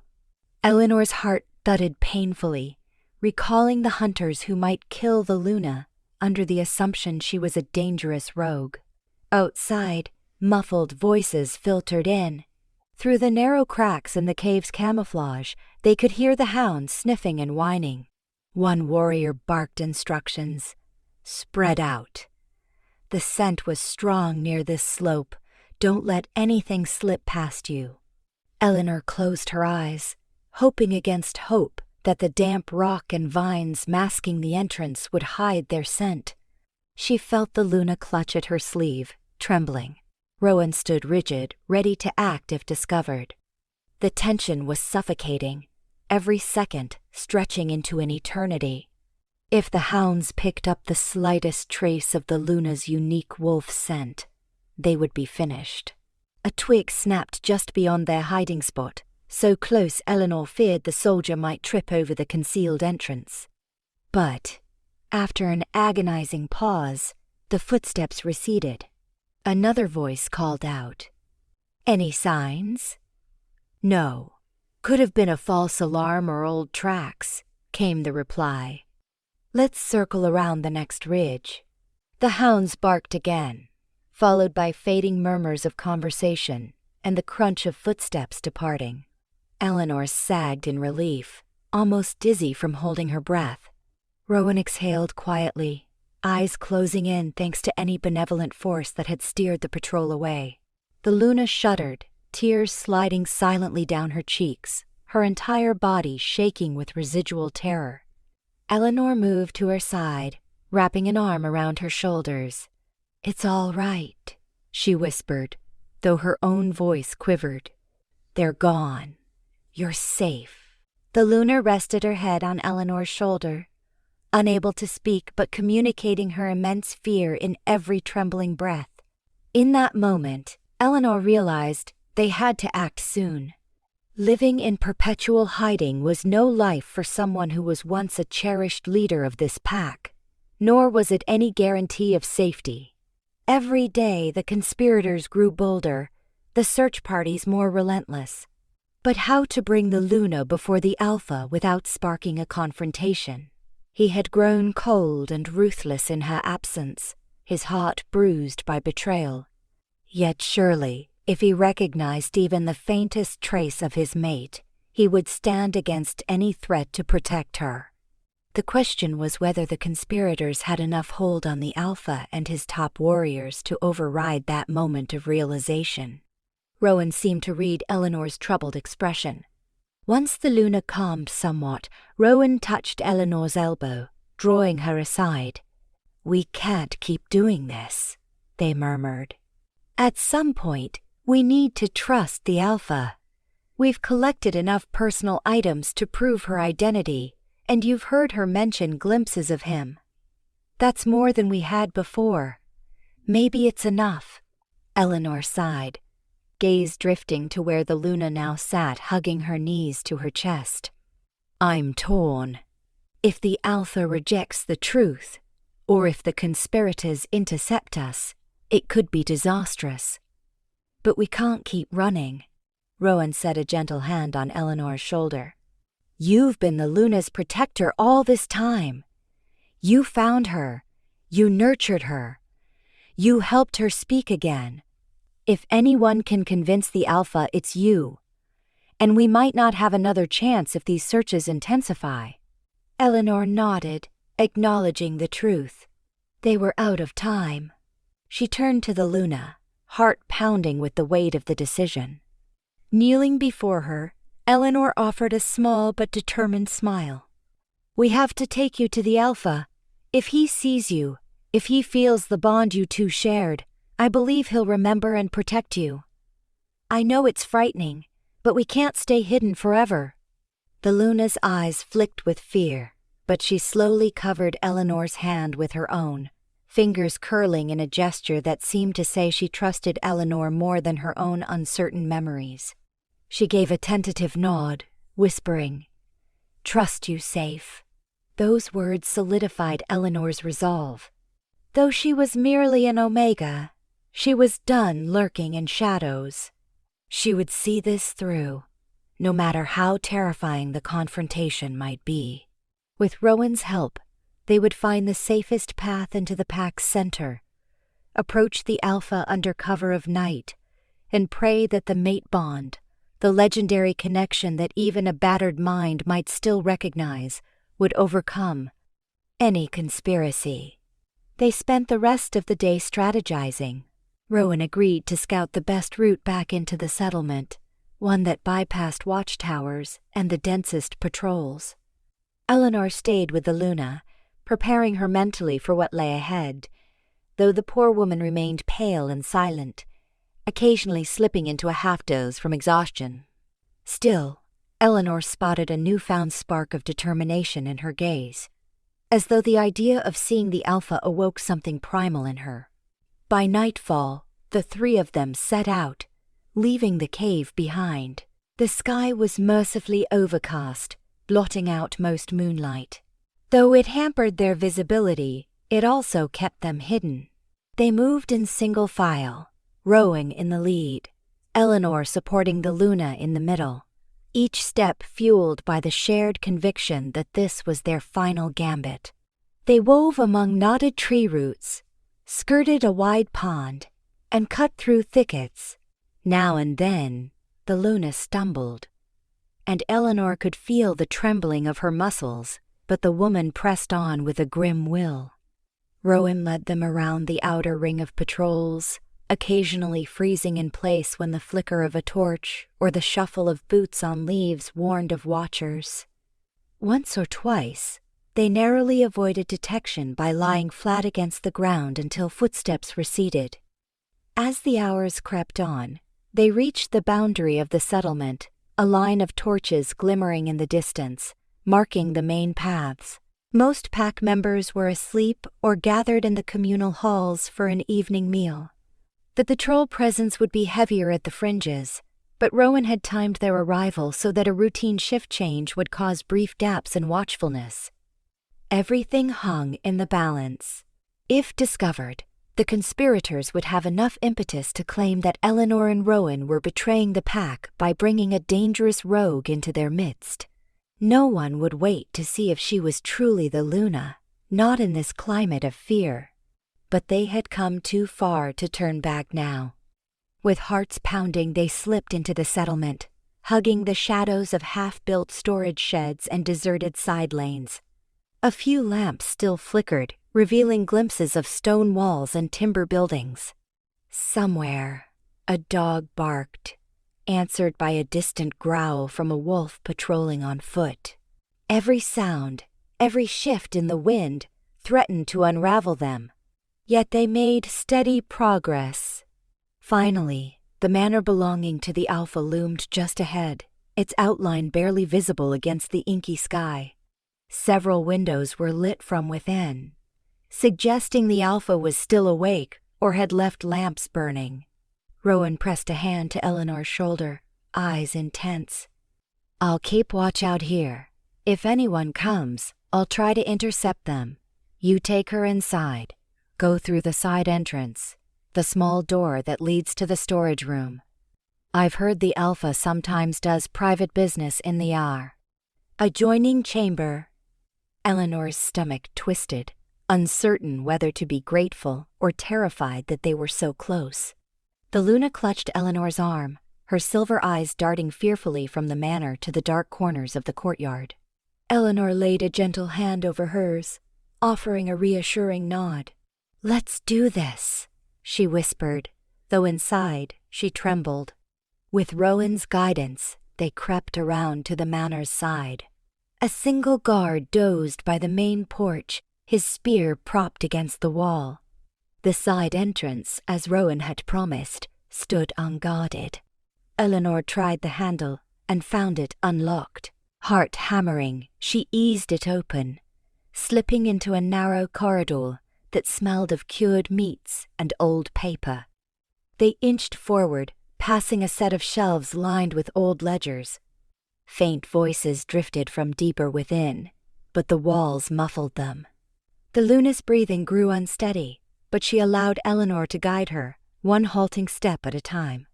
At the corridor's end lay a door. Elinor guessed it connected to the Alpha's private study or a small meeting room. Her mind raced with every possible outcome. If the Alpha was alone, perhaps she could present the Luna quietly, letting him see, feel, and sense his mate's presence. If he recognized her, he would stand against any who dared threaten her. If he did not, Elinor swallowed, ignoring the swirl of dread. She knocked softly, hardly daring to breathe. A moment later, the door cracked open, revealing an attendant with tired eyes. His gaze flicked to Elinor, brow furrowing at the sight of an Omega wandering this part of the manor at such a late hour. Then he noticed the Luna behind her, cloaked and trembling, silvery gaze catching the lamplight. His face went bone pale. "Elinor," he whispered, voice shaking. "Who is—" "I need to see the Alpha," Elinor interjected urgently, glancing past him to see if the Alpha was inside. "It's about his mate." At the word mate, the attendant's eyes widened, and he spun, as though to summon the Alpha. Elinor squeezed the Luna's hand, praying this wasn't a trap. The Luna looked as though she might bolt at any second, but she remained, chest heaving with desperate anticipation. Within moments, the Alpha appeared. The man who had once been known for his warmth and fairness now carried an austere, sorrowful bearing.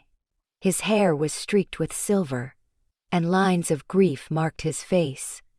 Yet, as soon as his gaze fell on the figure behind Elinor, something flickered in his eyes, caution mixed with the faintest trace of hope he seemed determined to suppress.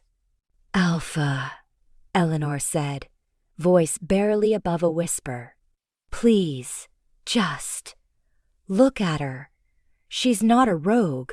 She's—" But the Luna needed no prompting. As if compelled by an invisible force, she stepped forward. Her hood slipped back, revealing wild hair and pale skin marred by faint scars. The Alpha's breath caught in his throat, and Elinor saw the emotional storm raging behind his eyes. He stared at the woman, his expression passing from shock to disbelief to something like heartbreak, all in the span of a few seconds. In the hush of that moment, the Luna let out a single, broken whisper. "Mate." Elinor's entire body tensed, awaiting the Alpha's response. The air felt electrified, as though a single spark could ignite the entire room.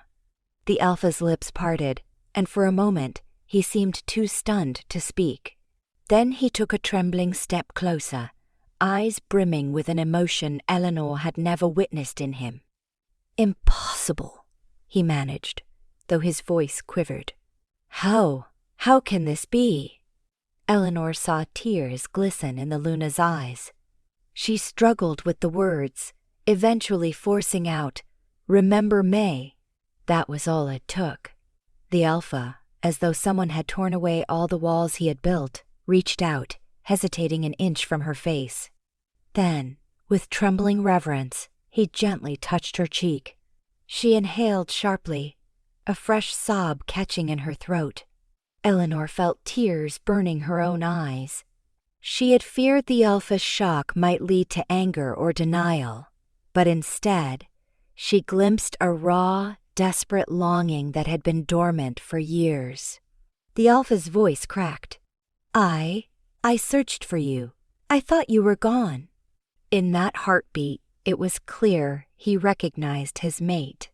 The scent of her, the look in her eyes, and perhaps the intangible bond they had once shared. Something transcending mere memory. His hand drifted to the scars on her arms, and as he gently traced them, a fierce rage sparked in his features, directed at whoever had allowed this to happen.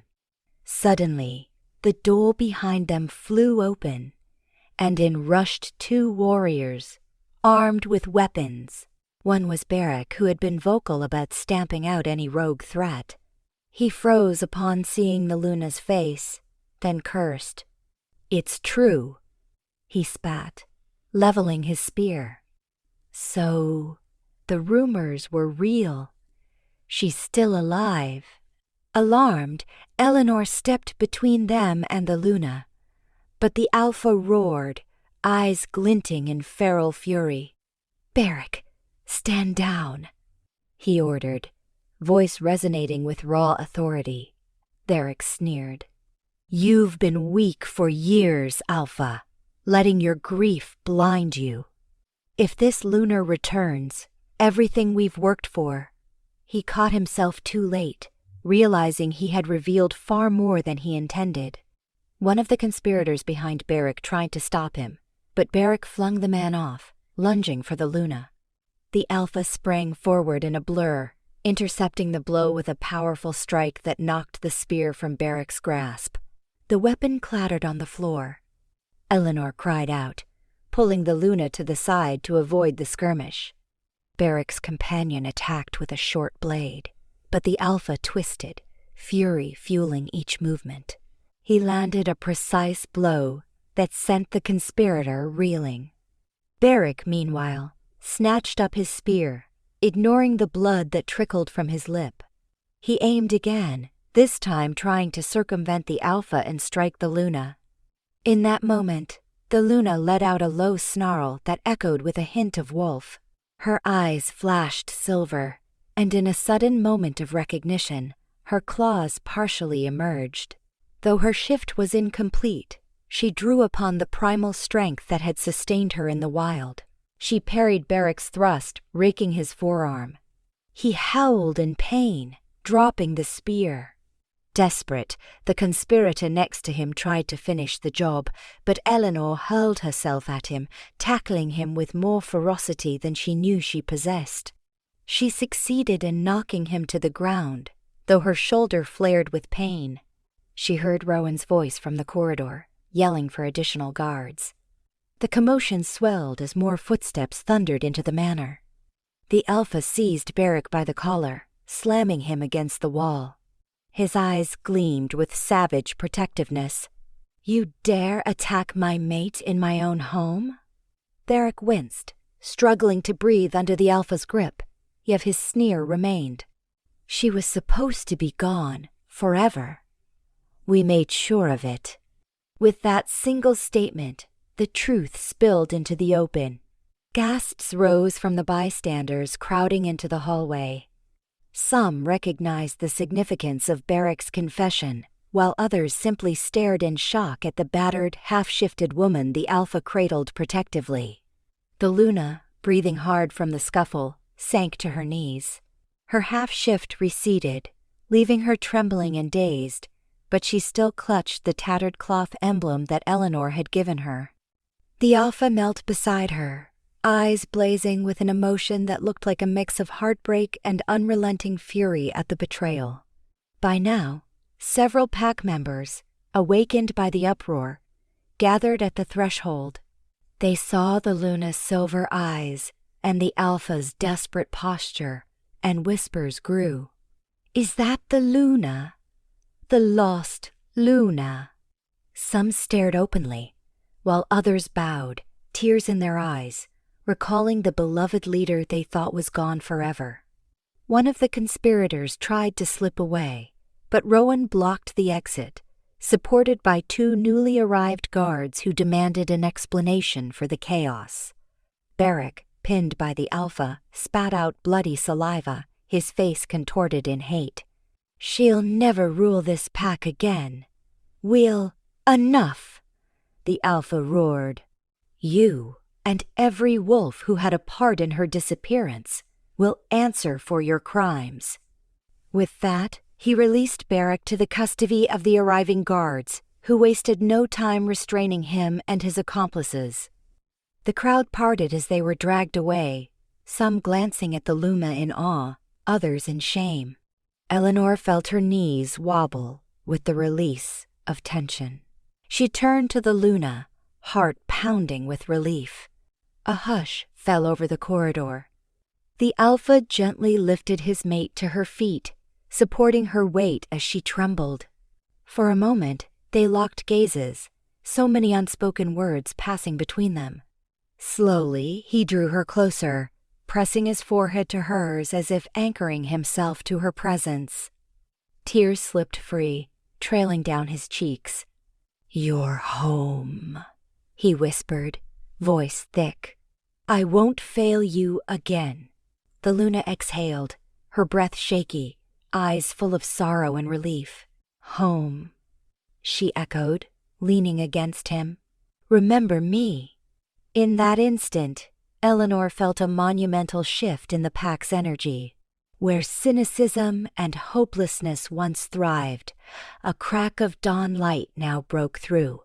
Wolves who had not laid eyes on the Luna in years recognized the faint, unmistakable aura she had always carried, a gentle authority that made others want to protect and follow her. The pack had suffered, but in the presence of its long-lost Luna, something fundamental awakened in all who witnessed this reunion.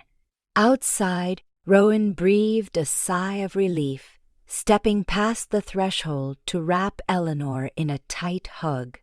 "You did it," Rowan whispered, voice quivering with emotion. "She's safe." Elinor clung to Rowan, tears streaming down her face in silent release.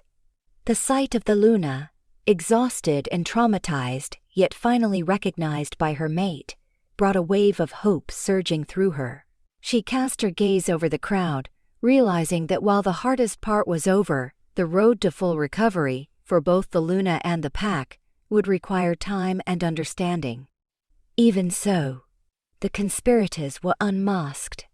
The Luna, battered but alive, stood under the Alpha's protection once more.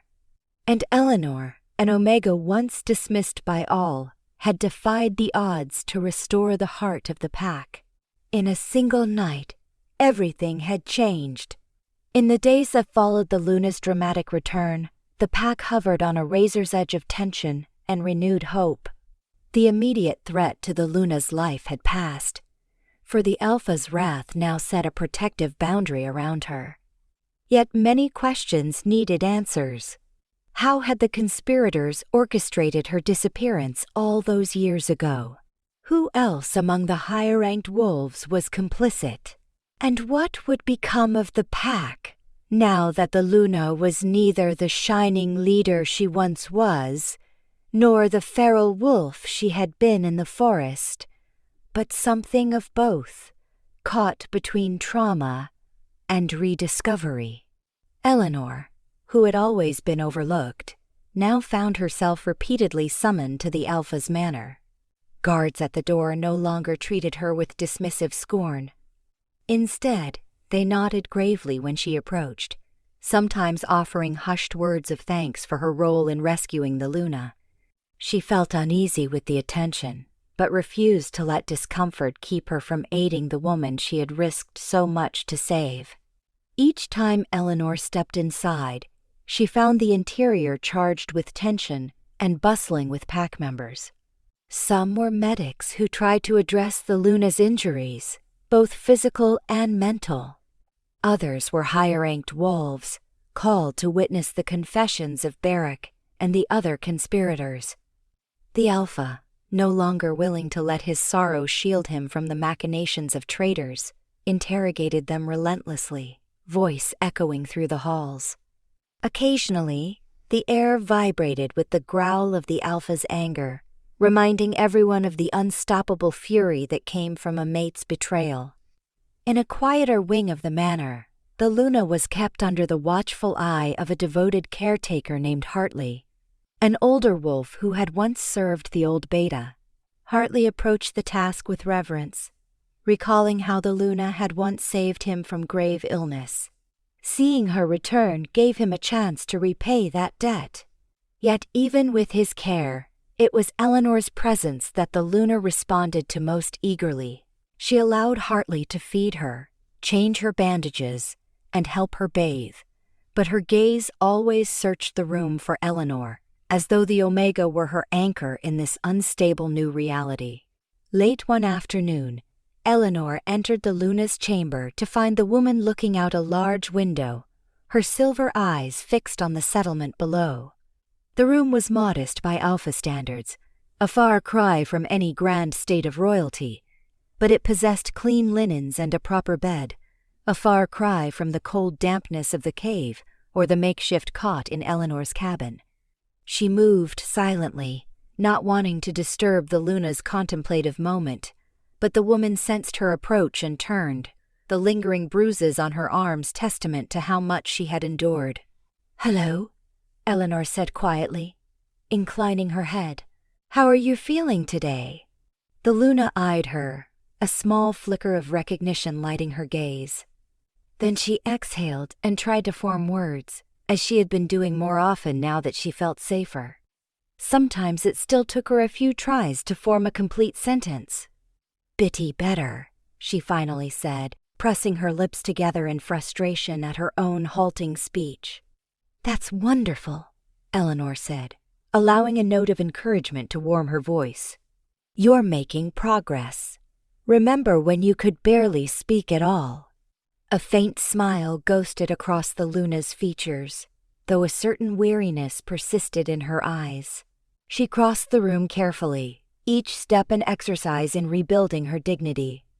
On the small table near the bed lay several items from her old life that Elinor had brought from the archives and storerooms. The comb with moonstones, the partial ledger where she had once recorded pack events, and a newly retrieved tapestry scrap embroidered with the pack's crest, found after the conspirators' interrogation revealed a secret storage place where they had hidden or destroyed many of her possessions. She touched the tapestry scrap, then picked it up, letting her fingertips rove over the intricate design.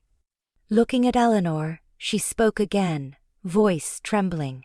"I used to wear this," she managed. Elinor nodded. "Yes, you did. I remember the older wolves in the pack saying you wore a ceremonial cloak with this exact pattern." The Luna's eyes turned thoughtful. She inhaled, searching her fragmented recollections.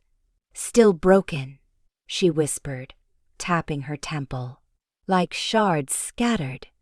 Elinor's chest tightened. She gently took the tapestry piece, folding it in the Luna's hands. "But each day you gather more. You're healing." Before the Luna could reply, a firm knock sounded at the door. It opened to reveal one of the Alpha's guards, a young warrior named Hale who looked anxious. "Elinor, the Alpha requests your presence in the main hall. He wants you and the Luna to attend." Elinor shot the Luna a questioning glance, though she guessed it had something to do with the ongoing investigation. The Luna dipped her chin, tension visible in her stance. She stepped forward, letting Hale see that she was willing to follow. He blinked, as though taken aback by her stoic acceptance, then bowed respectfully, a gesture rarely afforded to anyone but the Alpha and Beta. It underscored how the pack's attitude toward the Luna was quickly shifting from shock to reverence, even if uncertainty remained.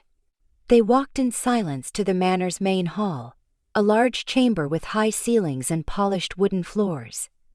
A handful of pack members gathered at the perimeter, talking in hushed tones. In the center, the Alpha stood with Rowan, and several other wolves of varying ranks. Beric was there too, his wrists bound in front of him, face bruised and eyes seething with resentment. A handful of conspirators stood with him, similarly restrained. The mood was grim, the hush that fell when the Luna entered thick with unspoken tension. Elinor placed a steadying hand on the Luna's arm, guiding her a step closer. She could see the flash of emotions crossing the Alpha's face as he looked at his mate. Anger, sorrow, protectiveness, and a longing for the day she would fully remember him. Clearing his throat, the Alpha addressed the gathered wolves, his voice resonating with authority that had lain dormant too long.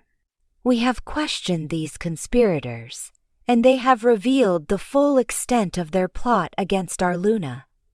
They concealed her fate years ago, leaving me, and the entire pack, to believe she was lost or dead.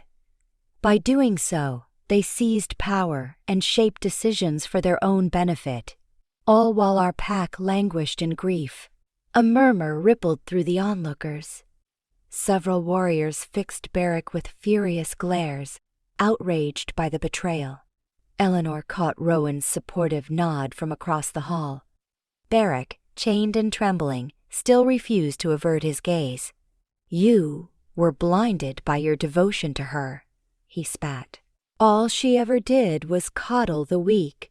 Our pack needed strength, not her gentleness. When she vanished, we shaped a path of power, but you let your heartbreak hamper us. Had you fully embraced that change, you would have seen we were doing what was best. Elinor flinched at the vitriol in his tone, but the Luna stiffened, her nails digging into her palms. Though her voice was still raw, she forced words forth. You left me to die, she accused, speaking with a conviction that made Beric pale. There is no honor in that. A hush fell, astonishment filling the hall as the Luna stood, trembling yet resolute, confronting her betrayer. The conspirators looked aghast, perhaps because they expected the Luna to be a meek, broken shell, not a woman capable of calling them out. The Alpha's eyes burned with fury. As your Alpha, I sentence you, he said, pointing a condemning finger at the conspirators. Those who orchestrated this disappearance and betrayal shall be stripped of rank and exiled from our territory, banished to wander without the protection of any pack. Should you ever return, your lives will be forfeit. Beric's face contorted in fear and anger. He spat on the ground. You'll regret showing mercy. She'll never be the leader she once was. The Alpha's voice carried the weight of unrelenting finality. Take them away, he commanded, not even dignifying Beric's words with a direct response. Guards swiftly marched the conspirators from the hall, a mix of shame and hatred in their postures. They disappeared into the corridor, where the slamming of heavy doors signaled their final departure. A faint ripple of relief washed over the witnesses, yet an undercurrent of unease remained. The betrayal had cut deeply, and rebuilding trust would not happen overnight. When the hall was emptied of the traitors, the Alpha turned to the Luna. His features softened with a tenderness that still managed to appear fragile. My mate, he said quietly, stepping closer to her. I don't know how to atone for the years you spent alone, but I vow to protect you and to help you remember your rightful place. Tears welled in the Luna's eyes. She reached out, brushing her fingertips over his arm. Though words evaded her, that single gesture conveyed acceptance. The Alpha's breath seemed to catch, and he shifted his gaze to Elinor, as if recognizing the Omega's significance. Without Elinor, you would not have returned to me, the Alpha declared, lifting his voice for those who lingered in the hall. She risked everything to bring you home. No title or rank could ever repay that debt. Warmth rushed through Elinor's cheeks. She bowed her head, overwhelmed by the Alpha's praise and the eyes of the onlooking wolves. Even Rowan, standing on the side, flashed her a grin of pride. Still, as the immediate crisis ended, daily life resumed for the pack, with the looming question of how the Luna would reintegrate herself. Her mind had large voids that might never fully clear, and her recollection of pack duties flickered in and out. Yet day by day, with the Alpha's unwavering presence and Elinor's gentle guidance, she made progress.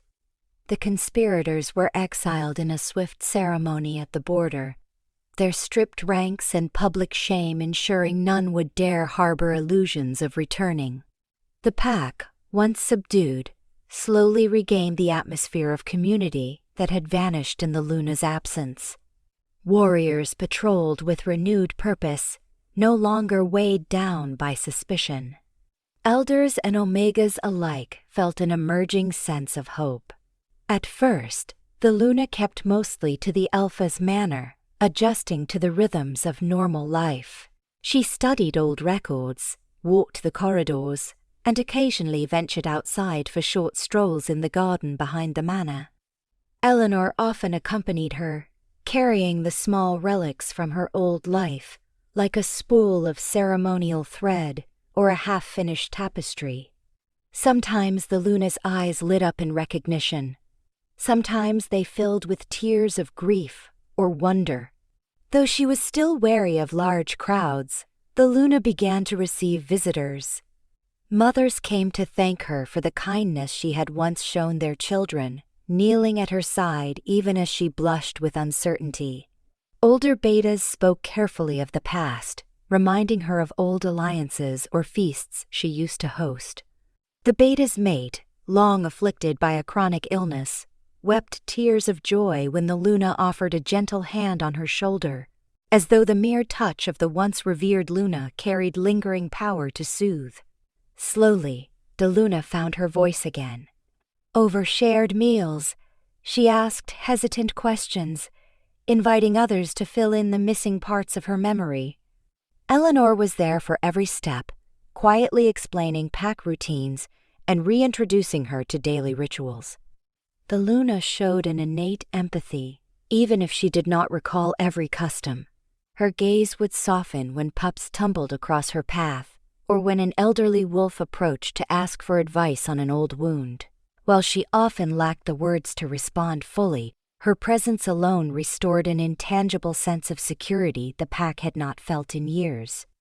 During this transitional period, the Alpha focused on repairing relationships with the pack, holding open forums and inviting all to speak. He confronted the guilt that had led him to withdraw after the Luna vanished, acknowledging the ways he had failed them by giving in to bitterness. The wolves, for their part, responded to his honesty with guarded but growing acceptance, for they too needed healing from the sorrow and suspicion that had taken root. As for Elinor, the changes in her own life were almost as dramatic. Once regarded as a dispensable Omega, she was now sought out for her knowledge of medicinal herbs, and for the calm, respectful manner in which she had handled an unimaginable secret. She caught sideways glances in the corridors, some curious, others admiring. More than once, a warrior pulled her aside to offer thanks for returning the Luna, while an Omega mother asked her for remedies. Elinor found it both gratifying and strange to be recognized. One evening, Elinor walked along the central courtyard, her sandals padding over worn stones. The moon rose high, illuminating the carved pillars that depicted scenes from the pack's founding myths. She carried a small pouch of dried herb cuttings slung over her shoulder, intending to check on the Luna. Inside the manor, candlelight flickered through half-draped windows. When she stepped into the hallway leading to the Luna's chamber, she found the door ajar. Soft music drifted out. Not a formal tune, but a gentle humming. Curiosity piqued. Elinor inched closer, peering inside. There she saw the Luna and the Alpha seated close together. The Luna's silver eyes were downcast, but she was humming a half-remembered lullaby, one Elinor faintly recognized from the old stories of how the Luna would comfort pups on restless nights. The Alpha listened with rapt attention, a fragile smile on his lips, as though even this imperfect melody was a gift he had never dared hope for again. Elinor retreated quietly, not wanting to intrude on the tender moment. She leaned against the wall, a trembling sense of triumph filling her chest. The Luna was indeed reclaiming pieces of herself, weaving them back into the tapestry of life that had been so cruelly unraveled. If she could hum such a tune, who was to say she wouldn't one day recall all the other songs and blessings she had once bestowed on her pack? Lost in thought, Elinor nearly jumped when a gentle hand touched her shoulder. She whirled to see Rowan, who offered an apologetic smile. "Didn't mean to startle you," they whispered. "I was coming to check on the Luna. How is she?" Elinor tilted her head toward the partially open door. "She's inside with the Alpha, sharing a moment. She looks stronger, happier." Rowan exhaled, relief softening their features. "That's wonderful. It feels like just yesterday we were in that damp cave, terrified of every patrol's footsteps." A wry smile tugged at Elinor's lips. "Some days it still seems unreal, but we're here, and she's safe." "Safe and returning to herself," Rowan said quietly, letting that statement hang in the corridor. "I suppose you've heard the talk? People saying that once the Luna is well enough, she might hold a ceremony to formally re-establish her rank so the entire pack can see her for who she is." The prospect sent a flutter of nerves through Elinor. A public ceremony that would truly heal the pack, wouldn't it? But it might also be overwhelming for her, given everything she's endured. Rowan nodded, thoughtful. "That's why I suspect the Alpha is waiting. He won't rush it. But many of us feel it would be the final blow against the conspirators' lingering influence. The chance for the Luna to stand before everyone and declare she's not broken. She's back." Elinor's gaze drifted to the door, behind which the Luna's soft humming still floated. "If that day comes, I'll stand beside her, no matter what." Rowan squeezed her hand, eyes warm. "I know you will." The weeks passed, bringing incremental but unmistakable improvements in the Luna's memory. She ventured into the settlement for short walks, accompanied by the Alpha or Elinor, greeting wolves who once only existed in her hazy recollections. Though her speech sometimes stuttered, she made an effort to hold simple conversations, offering soft smiles to those who approached. There were tears, too, moments when she was assailed by the memory of living feral in the wild, uncertain who she was or why she was alone. Each time, Elinor or the Alpha would guide her to a quiet place until the episode subsided, reminding her that she was no longer abandoned. At last, a calm evening arrived when the Alpha announced a gathering at twilight. Wolves from all corners of the territory converged at the main clearing, where a large bonfire had been built. The moon hung in a cloudless sky, illuminating the circle of pack members who waited with anticipation. Dressed in a simpler version of her old ceremonial attire, a flowing robe embroidered with the pack's crest, the Luna stepped forward, her hand clasped firmly in the Alpha's. A hush fell as she paused near the fire's glow. Elinor stood to one side, Rowan at her shoulder. She felt tears gathering at the edges of her eyes, thinking back to the half-feral creature she had first encountered in the moonlit forest. Now the Luna looked poised, if still quietly fragile. Her silver eyes swept over the gathering. Silence gripped the pack, every soul attuned to the woman who had once been their guiding star. The Alpha's deep voice resonated over the crowd. "You all know the hardships we endured since the Luna vanished, and you have seen how our pack suffered in her absence. I was deceived, and many were misled by traitors who undermined our values. But through compassion and an unbreakable spirit, She has returned to us." He turned to the Luna, gently releasing her hand so she could step forward on her own. Her gaze roamed the circle, lingering on faces both familiar and new. A hush of awe hung in the air. Even the youngest pups, who had only heard stories of her, sensed that this moment carried enormous significance. Drawing in a breath, the Luna spoke slowly, carefully, each word tinged with the grace she once wielded so effortlessly. "I remember your hearts," she began, her voice catching on the first phrase. "I remember how we stood together. My memory's not complete. But I know I care for you. For all of you." Soft murmurs of encouragement rippled through the crowd. Wolves leaned in, some with tears shining on their cheeks. Elinor felt her heart pounding with pride.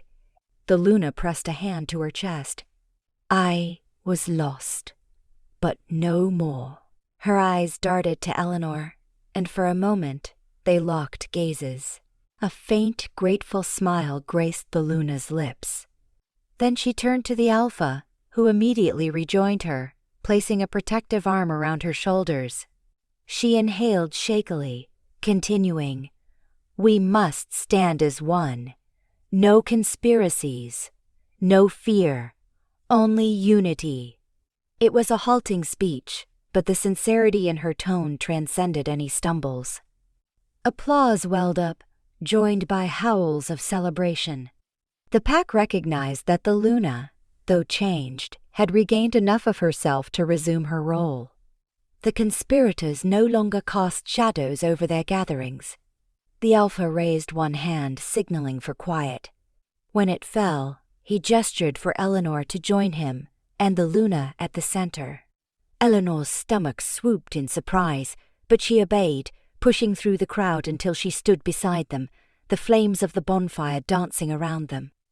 "This Omega," the Alpha declared, voice reverberating through the night air, "did what no warrior or beta could do.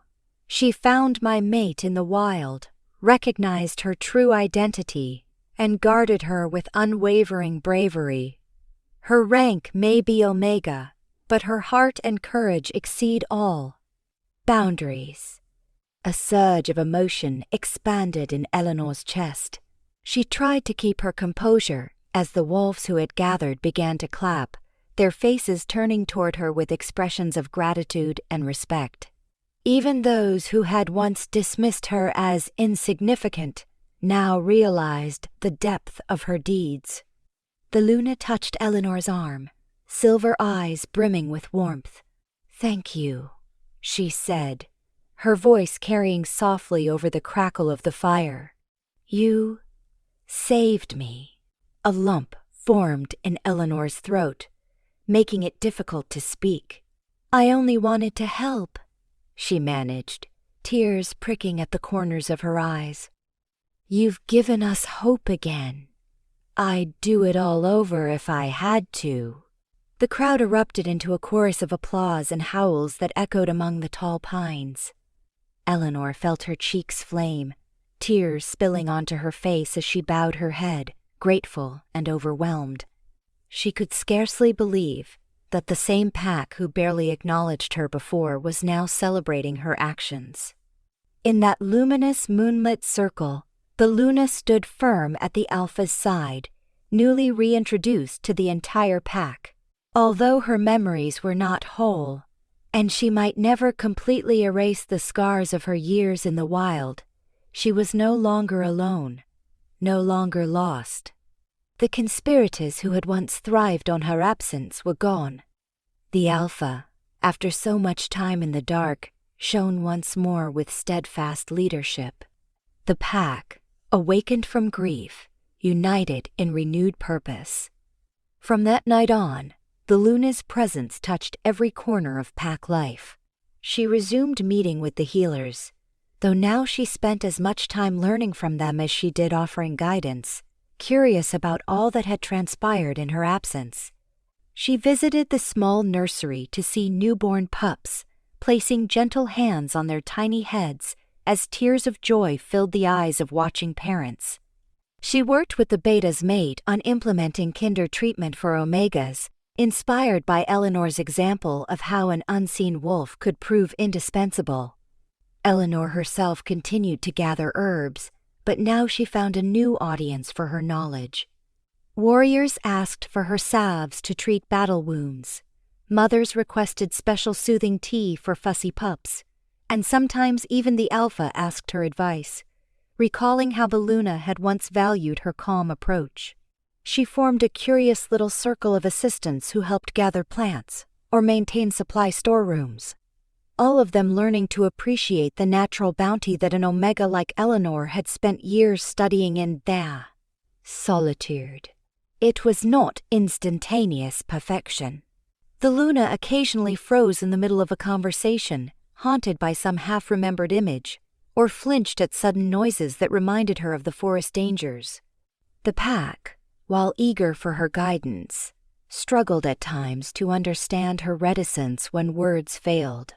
Yet her gentle perseverance and the Alpha's unwavering support smoothed many rough edges.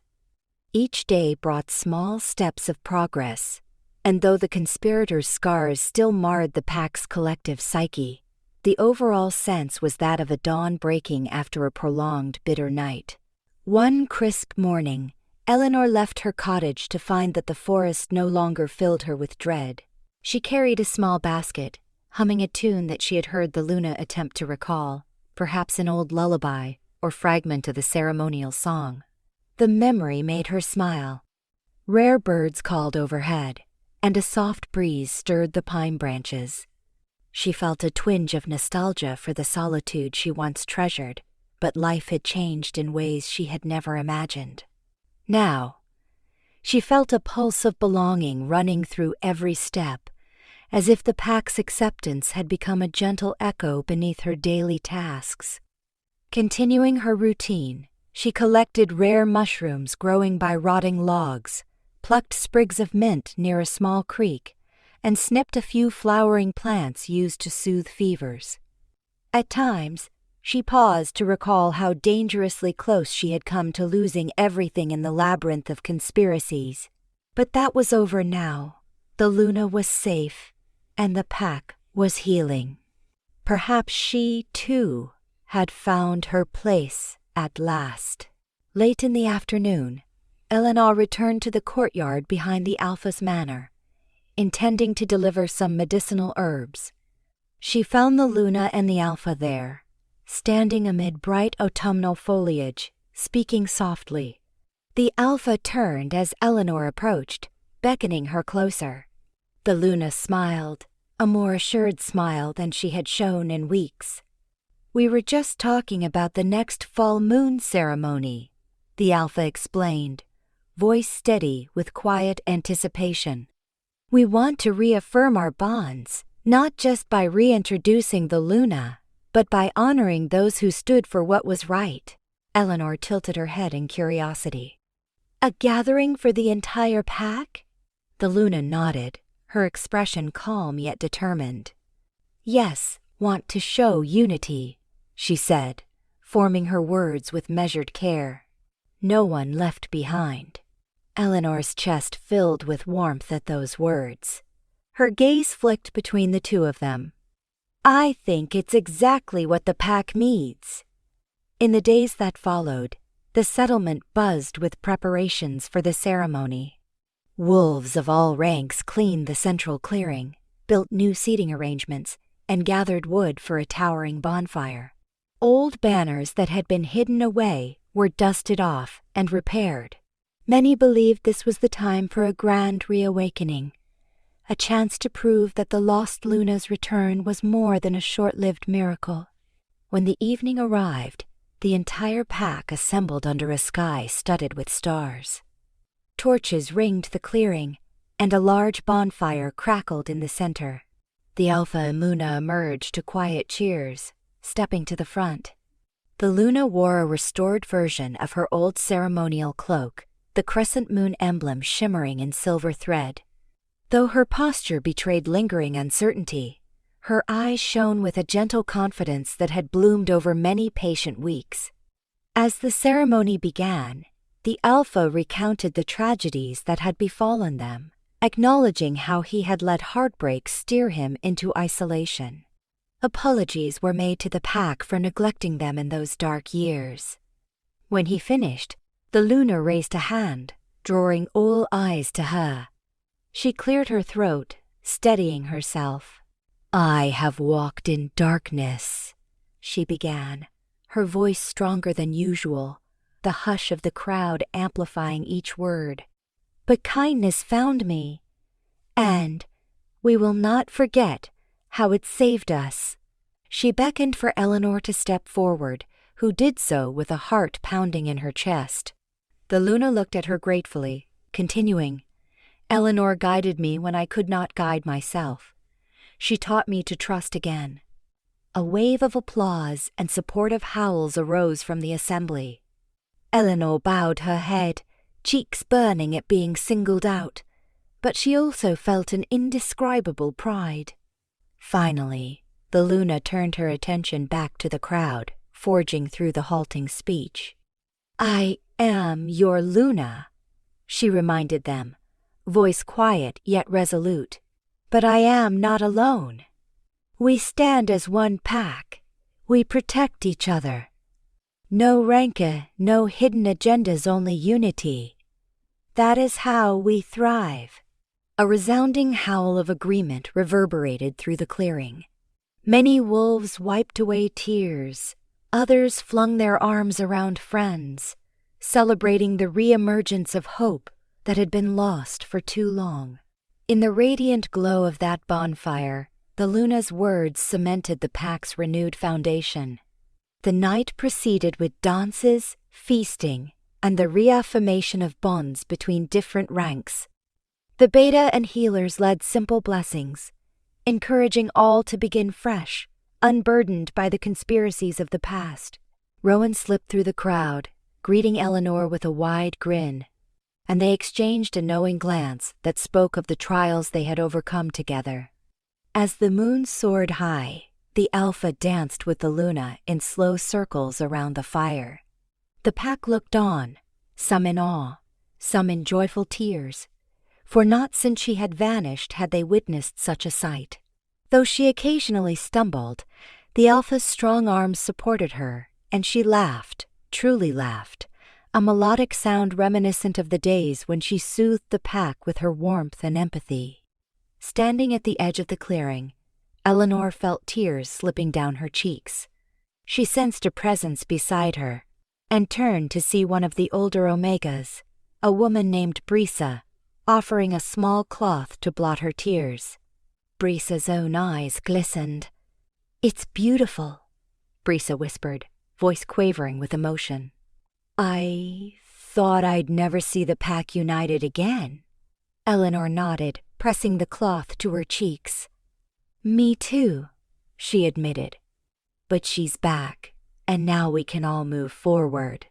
Brisa touched Elinor's arm with a gesture of sincere respect. "We owe much to you for this.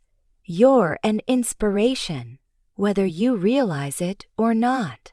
Words failed Elinor, so she simply squeezed Brisa's hand, letting the swirl of gratitude wash over her.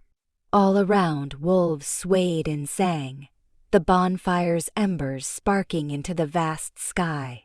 Under the canopy of stars, Elinor closed her eyes and remembered the forest on that first fateful night, the haunting silver gaze of a wolf she recognized was more than a rogue.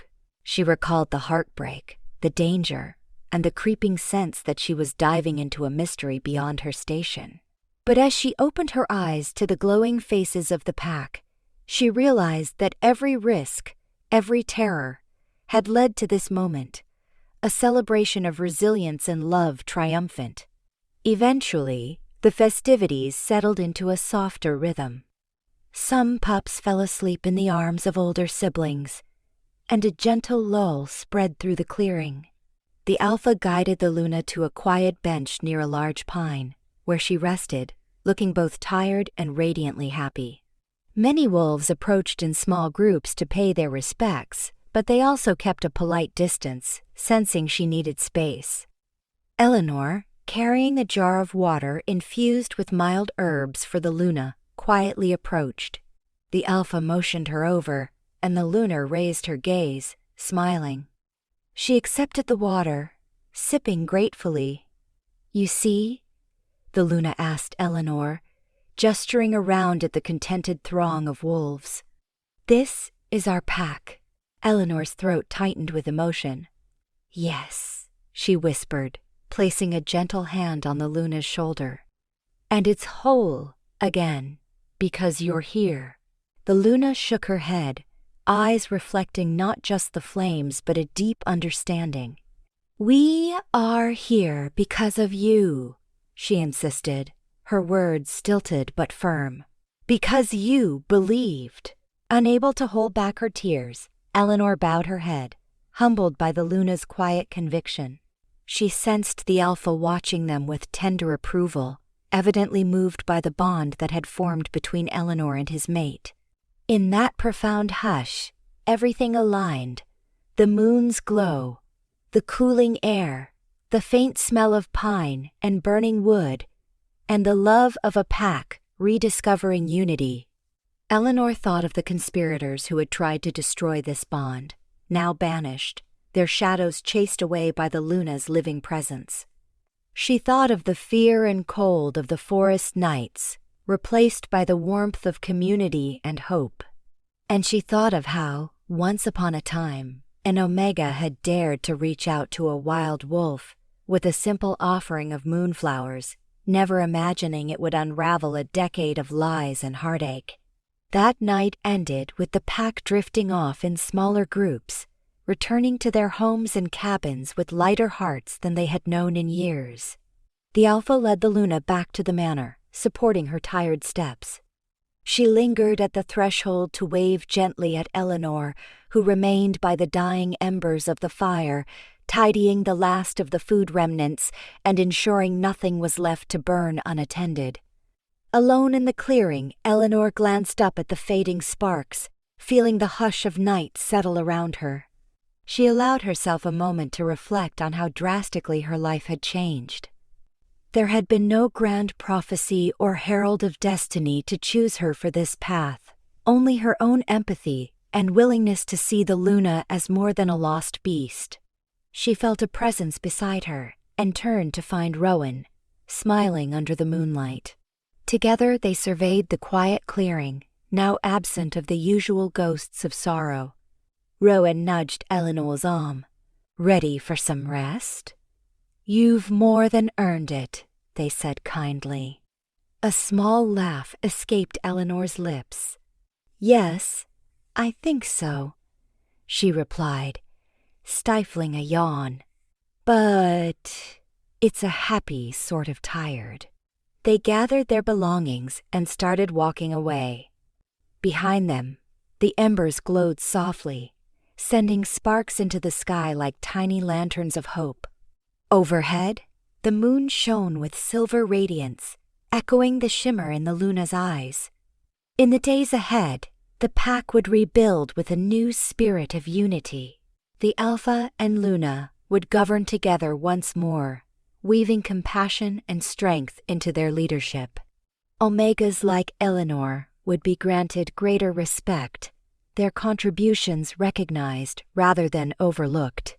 And though challenges would inevitably arise, external threats, internal disputes, the memory of how the Luna had once been saved from certain oblivion would forever remind them that hope often emerges from the unlikeliest path of sources. Elinor sighed contentedly as she and Rowan approached the main path leading to the settlement's heart. The forest no longer seemed ominous. It felt alive with renewed promise. In that final moment, she cast one last glance at the moonlit clearing, recalling the Luna's words, her halting but resolute voice declaring that unity, not fear, would guide them all forward. Stepping onward, Elinor let the warmth of that vision guide her steps, the knowledge that love and loyalty, shown in even the smallest gestures, could mend a broken future. In this land, illuminated by a Luna once lost and now found, Every hidden path led back to hope, and every shadow was softened by the glow of a steadfast, resurgent heart.